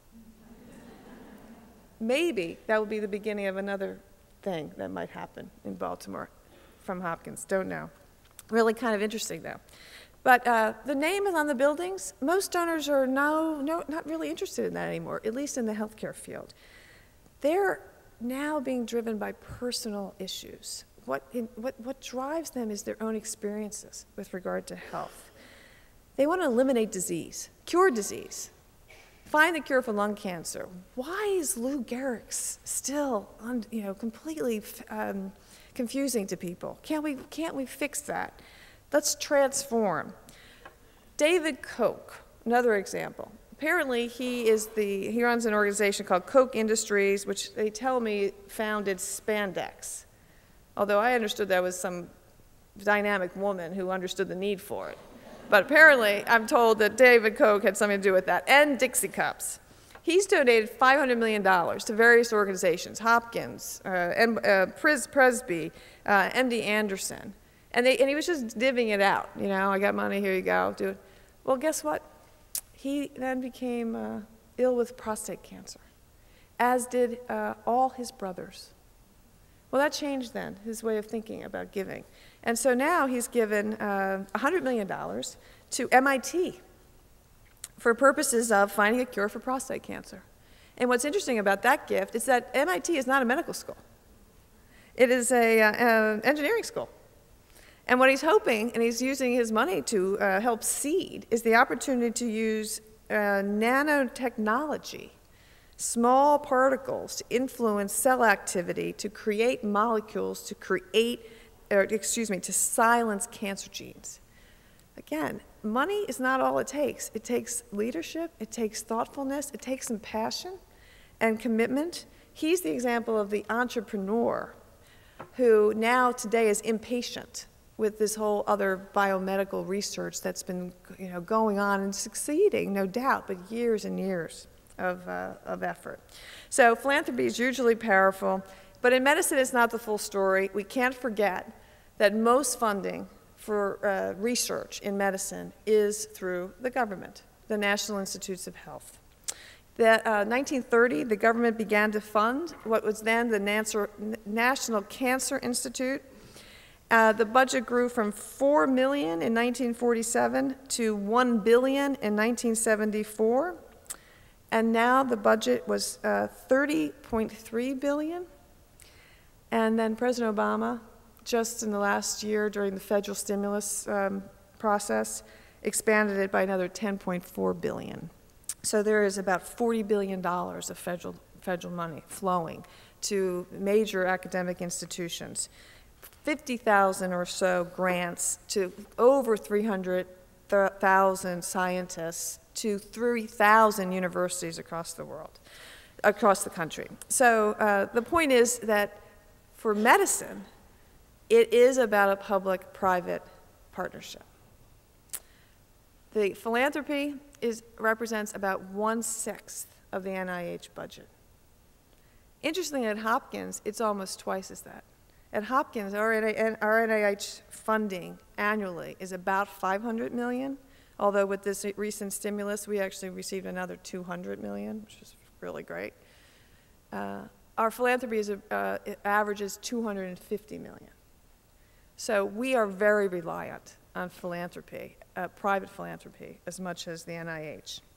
So, how does any of this relate to the conversation of today? The last 12 months of conversation in Washington, healthcare reform. Healthcare reform has generated that century-old fear of modern America. What's that fear? Socialism, right? The form of socialism in government would be a socialized medicine. And the fear that by growing the government, perhaps we're actually just one step away. So without being political at all, and without necessarily sharing my political views, I will answer the question as to whether or not that's where we're going in this way. My father, who died just 10 years ago last week, we used to talk about this. He was a smart man, very conservative, though. Why did I say though? We would talk about this over the dinner table. And he would, when we'd talk about the possibility of government-run health care, he would get very concerned. And I'd say, Dad, what is your worry? And he'd say, to me, it would mean the end of the pursuit for excellence, the killing of the entrepreneurial spirit, the dilution of incentive. He loved this concept of incentive, and it would dilute incentive. His fear was if the government took over the responsibility of providing health care, or responsibility for paying for it, or the responsibility to fund the research for it, it would become like any other government-run business, hampered with inefficiency, lacking creativity, burdened with bureaucracy, and responding not just to the needs of the American people, but of course to the whims of the politicians. And so the dinner discussions would continue, and I would ponder the question, is healthcare a right or an entitlement? And he would always say to me, wrong question. Sure, healthcare might be a right, but even if it is, he would argue, it wasn't solely the government's responsibility to bestow that right on us. In other words, even if he agreed that all humans should have the basic right to health care, which I think he actually did, but it's kind of hard to pull it out of him, the government was not necessarily the sole entity responsible to ensure it. And so hence in my mind, now I think about it, it's really been the history of medicine in the last 100 years. It's this recognition that there's a role for government as well as a role for the private citizen. It's really, in my mind, been a wonderful collaboration between the two. And it's resulted in arguably the best science, the best technologies, and arguably the best healthcare in the world. Yet, from a public health perspective, we know we don't have the best outcomes. And there's plenty of evidence on this, and the healthcare reform discussion highlighted that. We know that what's driving the healthcare crisis of today, we know what it is. It's chronic conditions. It's people with diabetes and CHF and COPD and heart failure. What's driving those conditions? Well, we know this too. Smoking, obesity, lack of exercise, poor nutrition, no supermarkets in the inner cities, no exercise requirements in our school system. Remember when I went to school, you had to go to gym class. Now, some of our schools don't even have gym classes because they've been taken over by the students' needs for classrooms. So that's the public health discussion. Now, you may not know that because of what you've been hearing in Washington, but that is the discussion today. And that's the shift that we're seeing at Hopkins with regard to philanthropy. Yes, we're always going to have philanthropists who want to cure disease. And we honor them and seek them out and partner with them. But we're going to need to find both the government as well as the private sector the energy, wherewithal, innovation, commitment to solve this other major public health crisis in our country, and that is about our behaviors and our lifestyles. And it's almost more daunting. I sponsored a conference at Hopkins around behavior change because I said to myself, there must be evidence here. We've certainly succeeded with regard to smoking. In some ways, we're not there yet, but we've certainly changed. So what does the evidence tell us about how you can impact behavior? It's all over the place, and there's no one obvious solution. I was told when I was here last week or 2 weeks ago that this campus and this student body here is the fittest in the country. Was that just crap? I was told that, Sandra, wasn't I? Somebody, that's right, that we have the fit, and they look damn fit to me. Whatever the secret sauce is here, we need that. That's the secret sauce that we're going to have to figure out a way to incorporate into our culture. So yes, smoking and obesity are the public health issues of the day, and these problems, coupled with the chronic conditions and the problems that they cause, are where our priorities need to be. So will the donors go there? Well, just a few years ago, Mayor Bloomberg donated $125 million to target the use of tobacco. Bill Gates, he's committed to these types of public health considerations. We're going to start seeing philanthropy make an impact, and I look forward to it. The new science that Hopkins is focusing on is not just the science of genes and chromosomes, it's the science of healthcare delivery. How can we improve this healthcare delivery? How can we make our patients actually happy about the healthcare they get? That whole science of healthcare delivery is the 21st century. That's the work. And it's exciting for us, it's exciting for me personally, to be able to begin to see it unfold. And I think the partnership between government and private sector will continue. I don't share the fears that this is their first step to socialized medicine. Balance will be achieved. It's going to take 10 years. But we will continue to have a private healthcare system supported appropriately, I hope, by government, but also supported by business, employers, and then philanthropy. You, me, as well as the rich guys and girls. Thank you very much.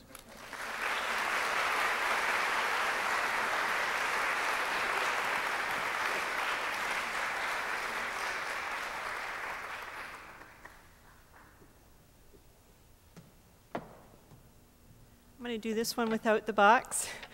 So it's my unenviable task to now wrap up, which means that I'm not going to do very much because I think it's very hard to summarize all of what we've just heard. What we really want to do is take about a 10-minute break.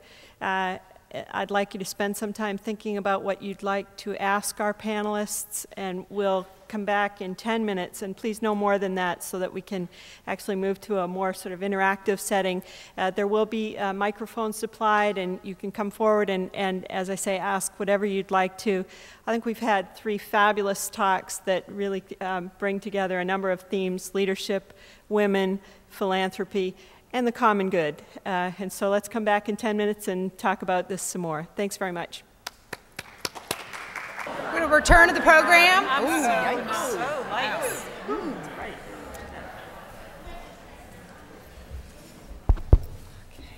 All right, welcome back, everyone. We're going to go ahead and throw it open to questions from the audience, and feel free to direct a question to one of our speakers or to all of them. We do have student ushers with microphones somewhere. Front. There we go. Oh, you're hiding behind the ferns. Okay, great. So if you all want to just, the questioners come down to the front and wait in line or stand up where you are, we can bring you the microphone.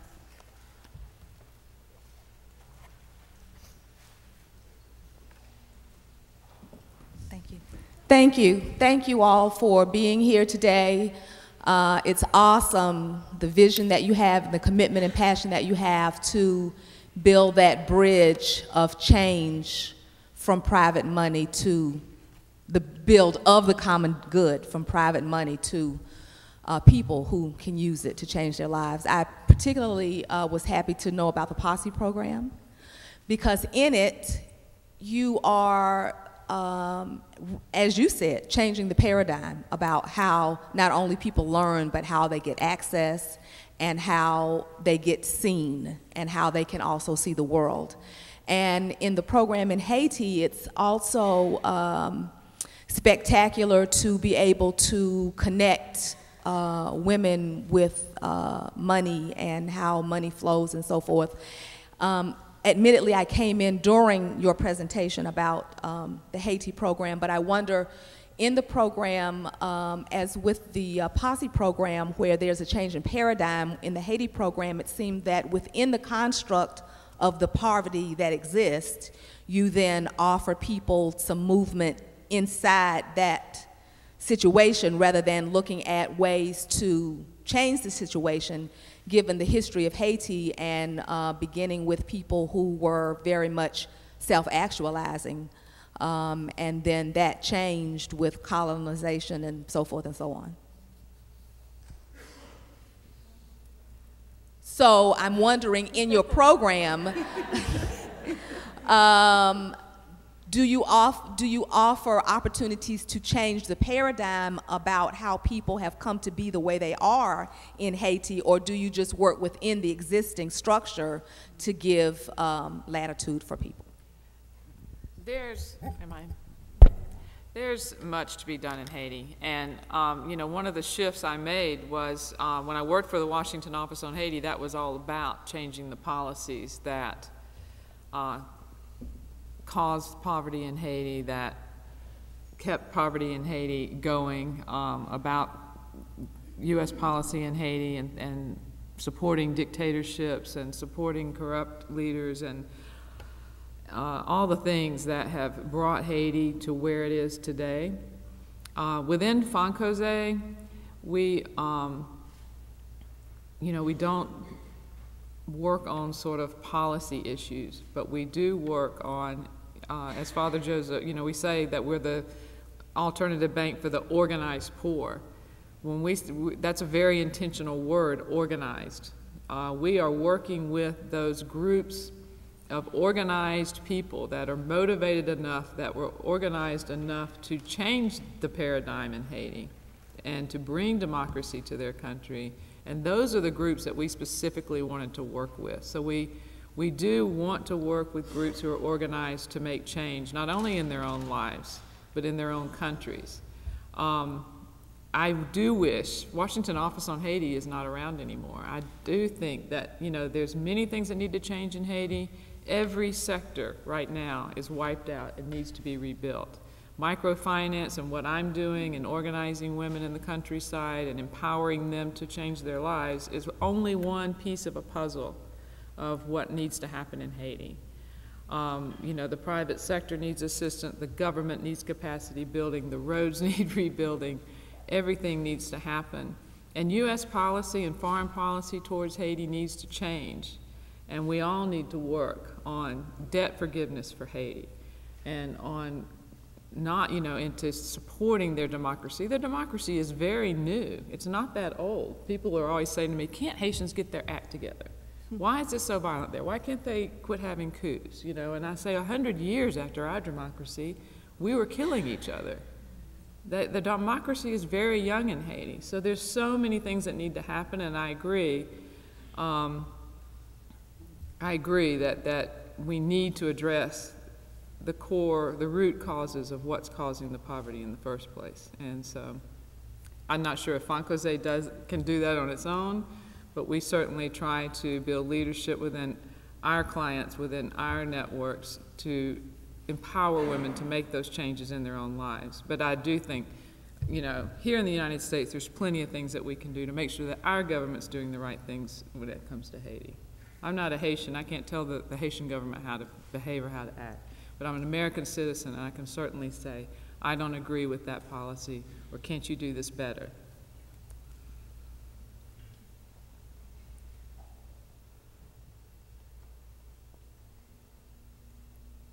I think along those lines, and you just led into where I was going, you say that you're not a Haitian and you're not able to tell them how to do it. And in a lot of instances, you guys don't necessarily reflect the individuals that you seek to serve. I want to see how you and your organizations factor their input and their needs into what it is you do, and maybe each of you can respond to that in general. Yeah, so look at this, right? We've got 5 white women sitting up here talking about these issues, right? Mm-hmm. And that's part of the problem. So, you know, in the beginning, when I started Posse, I would think, well, maybe I shouldn't be the person doing this. But after a while, you know, we're all working together, and we have to work together. But part of my goal, right, is to change how this looks. Because it's ridiculous. We have the same problem when we try to recruit people for our boards or our staff. Posse probably has one of the most diverse staffs I've ever seen.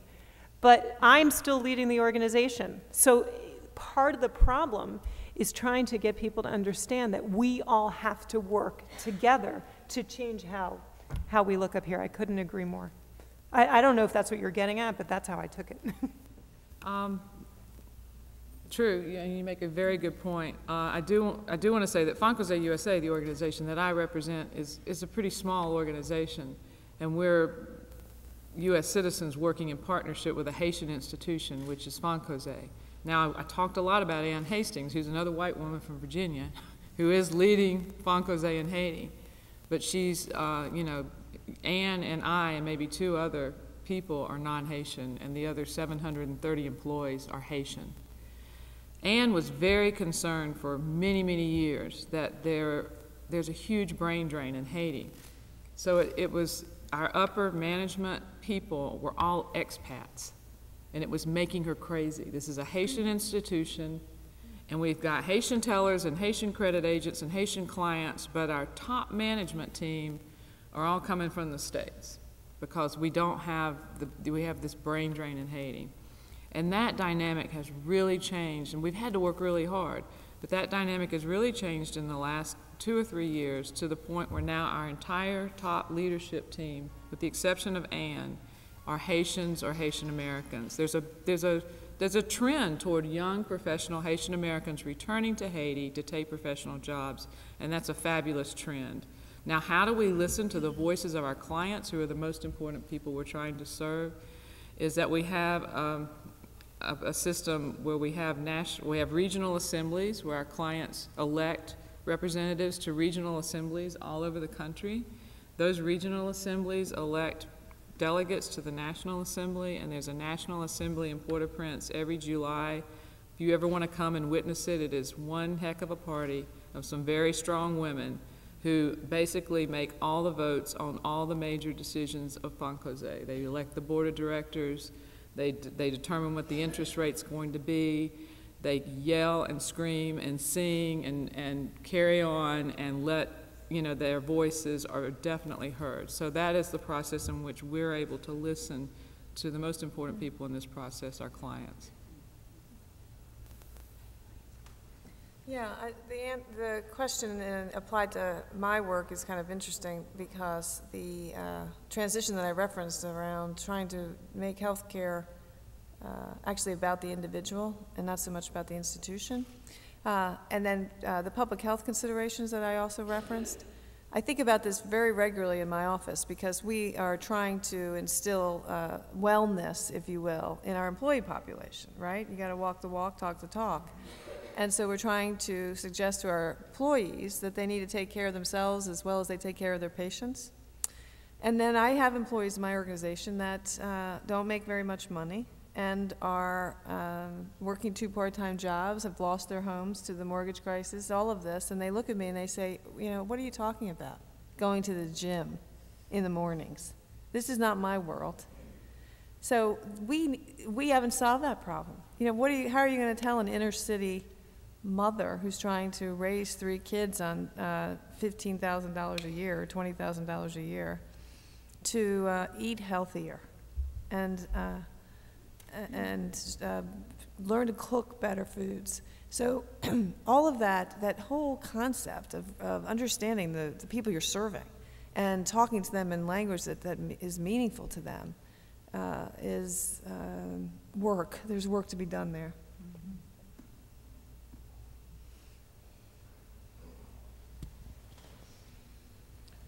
Excuse me if I just cut straight to the chase. Very impressed by your program. Posse, what can we do to start a chapter or branch in Richmond? Because the problems you talk about are very evident all around us. Start a chapter where? At Richmond? Oh, yeah.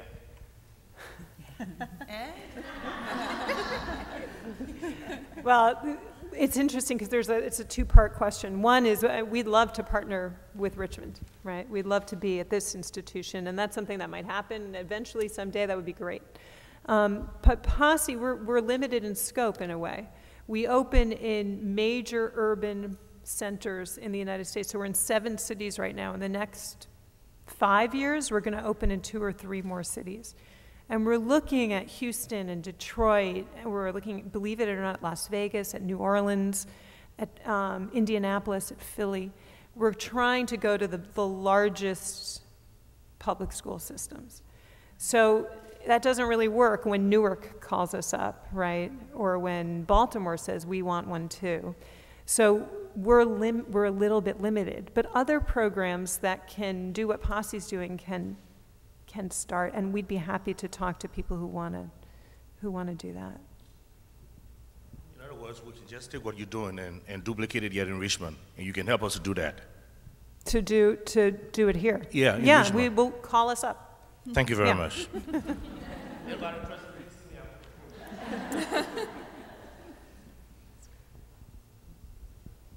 I would like to, my name is Reverend J.E. Gash. I'm with the Active Hand Ministry here in Richmond. We are a grassroots community organizing organization. The hand that you may see means stop the nonsense. That's our tagline. I would like to address all 3 of the speakers.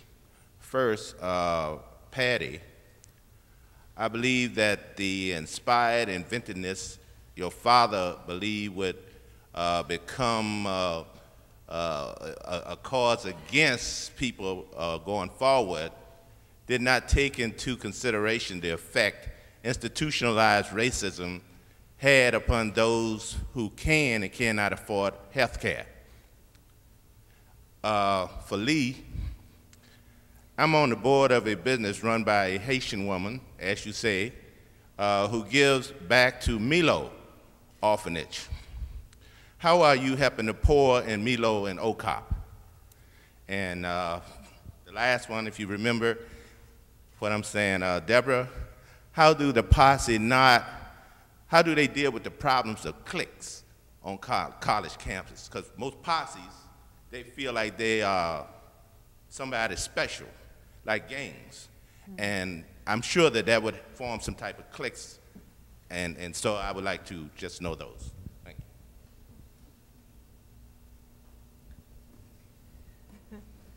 you. I think I understood that you were suggesting that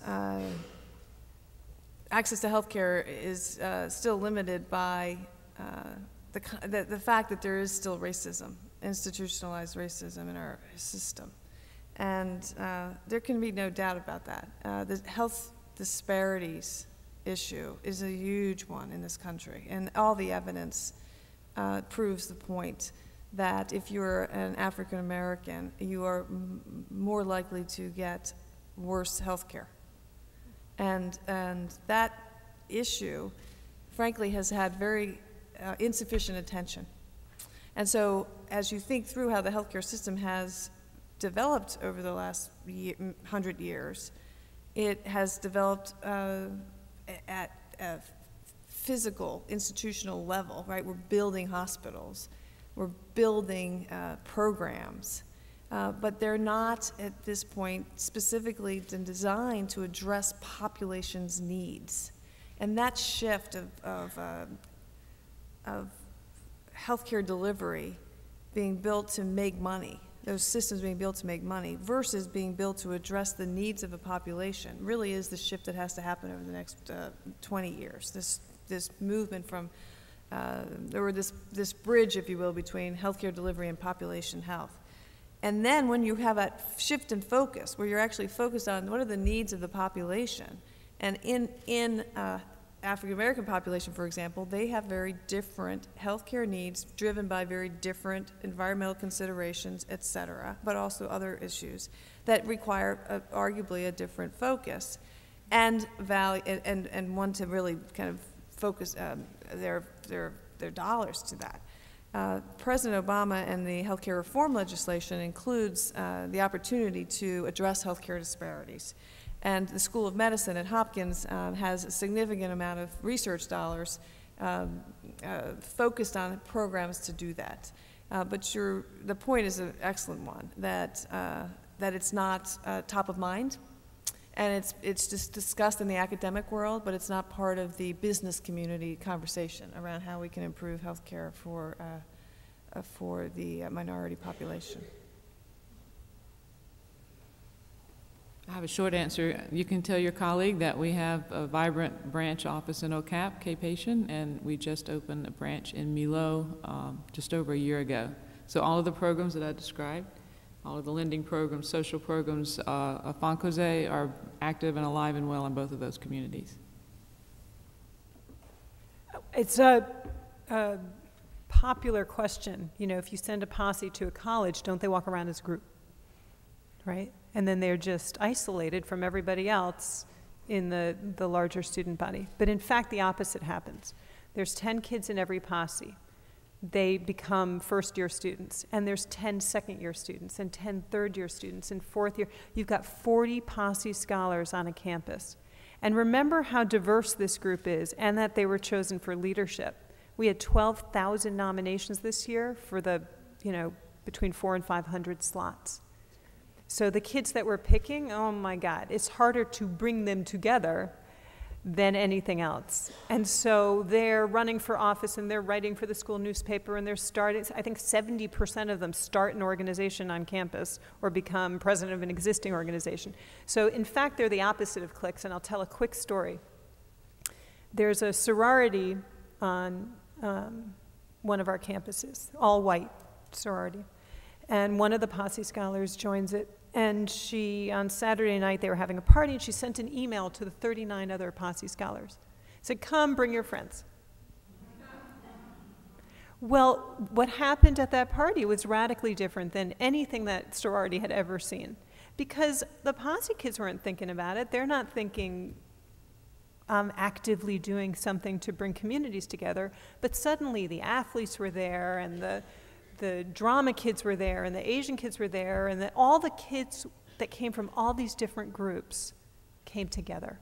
So it's actually the opposite of what we think initially, which is that they walk around in little groups. Yep.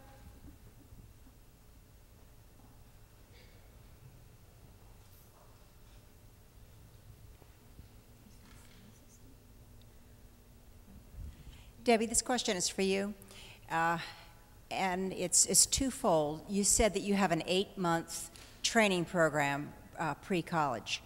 And could you briefly describe what that training program looks like? And secondly, how is it that you measure the progress of your students? You know, because you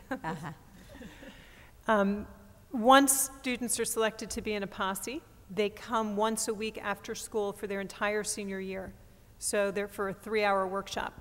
We focus on 4 areas: leadership development, cross-cultural communication, academic excellence, and team building. And we have a writing program. It is not remedial, it's all about leadership.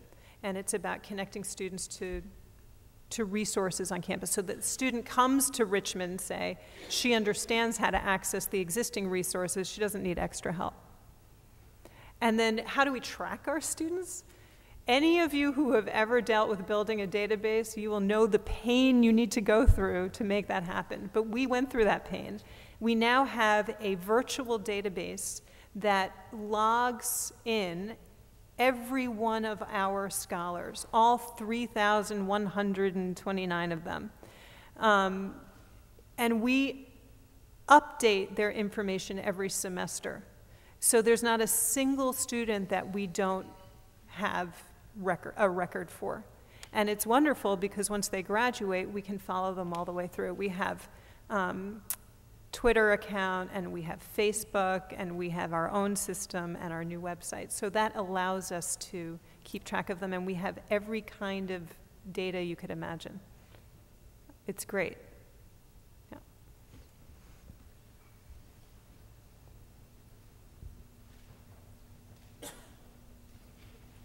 I had two questions about Fonkoze, and one is, you mentioned that you were active in all the departments in Haiti, but what percentage of your services is in like Cape Haitian and Port-au-Prince versus the rural areas? That's the first question. And then the second, I guess, is are there other groups and charities replicating your type of effort there as well? Are there other groups doing microfinance? Yeah, I had been discussing that with someone that I work with down there who was interested in starting a program through his orphanage and his hospital, and I was just wondering how many other groups do something similar down there and what resources they go to learn to do it effectively.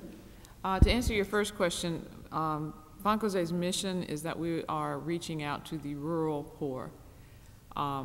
So we do have an office in Ocap or Gonaive or the major hubs, Jeremy, Okai, Jacmel. But most of our branches are out in places like Milo, Bukankare, Las Galbas, tiny rural communities that are not accessible to most people. That's why our transfer distribution network is so sought after, for one thing. We have more of a distribution into the rural areas than just about any institution in Haiti.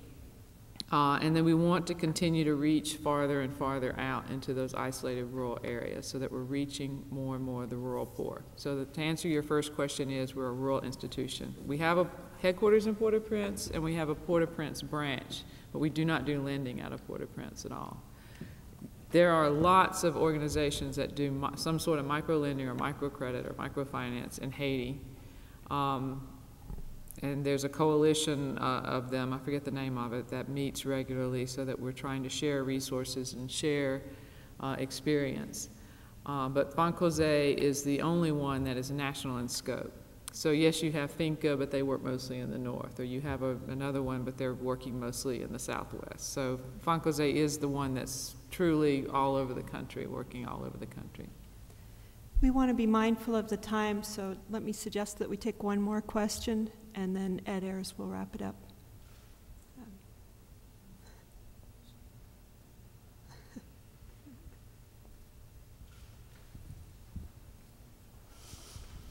My name is Roger Hall. I'm a student in the OSHA program here at the University of Richmond for old guys like me. And I've started my own company. I have an unofficial street ministry in Richmond helping homeless people, drug addicts, alcoholics. And I find that somehow, without knowing anything about microeconomics, that's basically what I do. But I have this dream about Haiti that goes to the other end of the spectrum. It's a grandiose dream that Haiti has been wiped out. Port-au-Prince has been wiped out. Look at Dubai. People came in, mega money. Now, I don't like Dubai. It's probably another sin city. But look at the Western Hemisphere. We need a model, an example of what this money can do in this world.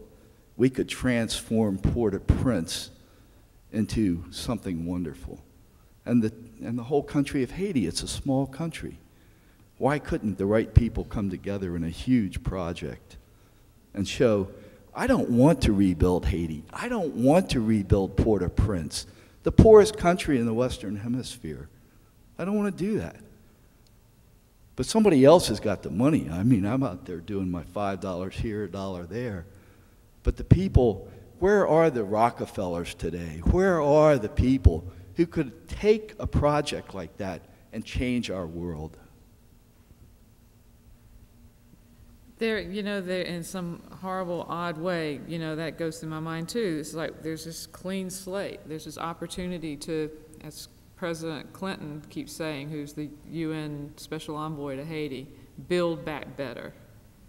And there are a lot of really energetic and vibrant conversations and plans going on that would, I don't think it'll look like Dubai, but some smart thinking, you know, some smart thinking on we've got to learn to build better. Do we need to decentralize this country? There were too many people in Port-au-Prince. Is the migration to the countryside necessarily a bad thing? And how do we get the rural economies re-energized, you know, after this process so that people aren't moving right back to Port-au-Prince again? How do we rebuild the agricultural sector? How do we rebuild the government with better capacity? So there is this whole concept of build back better. And there are some people coming to the table to try and see that that can happen. There are times, though, when I think it's just going to be the same old, and that the funders are going to come in, and I was talking about this to my friend who drove me down here last night, and do the same old thing again. All the funding countries and funding agencies are going to focus all their money on Port-au-Prince, and the rural sectors are going to be completely forgotten. And I was sitting, I'm doing a lot of these panels lately, and you know, I have this broken back, and I get pretty grumpy at 4, so y'all watch out. But I go at night, and I sit on these panels where a lot of people are talking about the future of Haiti and how we're going to rebuild it. And I was on a panel the other night with someone from the State Department and the Embassy of France. And they were talking about how some economists group was sitting in Port-au-Prince with their laptops at some fancy hotel trying to figure out how to rebuild the agricultural sector of Haiti and fund it. And they're also talking about the big donors conference about to happen in New York. And then I was in pain. And then I put on my best Southern accent, and they're talking about agricultural export, rebuilding the export agricultural sector and how the Haitians could learn to grow carnations for our tables here. And so I get my best smart aleck Southern accent on and go, you know what? The last time I was in rural Haiti, I don't remember seeing a Haitian eat a carnation. You know, and so that's fine to think about rebuilding the agricultural sector, but one, the people sort of writing those plans haven't been out in the countryside in a long time. And two, Haiti, I've been there so long I always say we, Haiti has got to deal with their own food security issues, their own regional sustainability issues when it comes to agriculture. And then I said to this guy, how are you going to get the peasant associations? We're talking 3/4 of this country. You know, Port-au-Prince is just the capital. There's a huge country out there. How do you get the peasant associations who literally do it all themselves? They don't get any help from the government. They don't get any help from anybody. They've built their own schools, their own clinics, their own roads, their own agricultural extension programs. They build their own universities. They've done it all. And I know one, for example, that lost everything in 34 seconds. They're not going to be invited to the table in New York. One, they don't speak the language, and two, they could never get a visa. So I'm saying, how do you get the peasant associations to the table of how to rebuild Haiti and how to get the money? Because frankly, you know, these peasant associations who lost everything and who take care of thousands of people and are really smart can leverage $200,000. They don't need the $2 million, you know? But how do you get onto the table? And that guy looked at me like I was from Mars. Well, that would be really hard, getting the peasant associations together. And I said, well, it was just done 2 years ago. They had a peasant congress to address food security. But the first thing you need to do is not have the meeting in New York City. You know, you need to, and it's just simple things. So sometimes I do get frustrated that it's just going to be the same old, but there are some really innovative things happening, and there are some really smart things happening. And we just, you know, I'm trying to say, as Ann says, the country's changing every day. And sometimes I don't know if it's changing for the best or for the worst, but it's changing every day. So it is an extremely dynamic situation, and there is some opportunity. And I think we just all have to work hard to see that we're doing better things. We're building back better.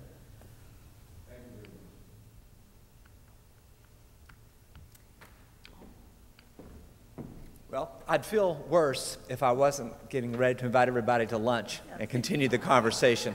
And that's what we're going to do. And it was my assignment, but also my nature as an academic to try to listen to what lessons I've learned in all this, because I said before I was inspired and intimidated, and now I'm even more so. But we've heard things that I think we can all take away from this, and at least I'm going to try to. First of all, every one of these women talked about collaboration among the people they're working with the people they're working with, the people who are giving the money, the people who are doing the work.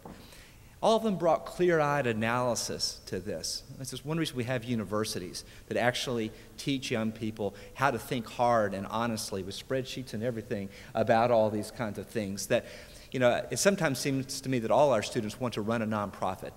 Whenever I meet young people, that's what they say they want to do over and over again. I think one of the lessons that they can learn from all this, that you actually have to know things to be able to do that. Another thing that we've learned is that they have found leadership. They have found leadership in places where other people might not have known to have looked, whether it was among students who had been written off by people, or whether it was among people with God in their eyes in the hallways of the hospital, or whether or not it's the people who are trying to rebuild lives in Haiti. They found that everything is connected to everything else, that you pull on one strand and something else goes along with it. There are no simple answers to these things, but it also shows that making progress on one front can lead to progress on other fronts. I think we'd all have to be inspired by the love of work that we've seen here. Work that, believed in deeply enough, becomes something more than work, becomes something transcendent.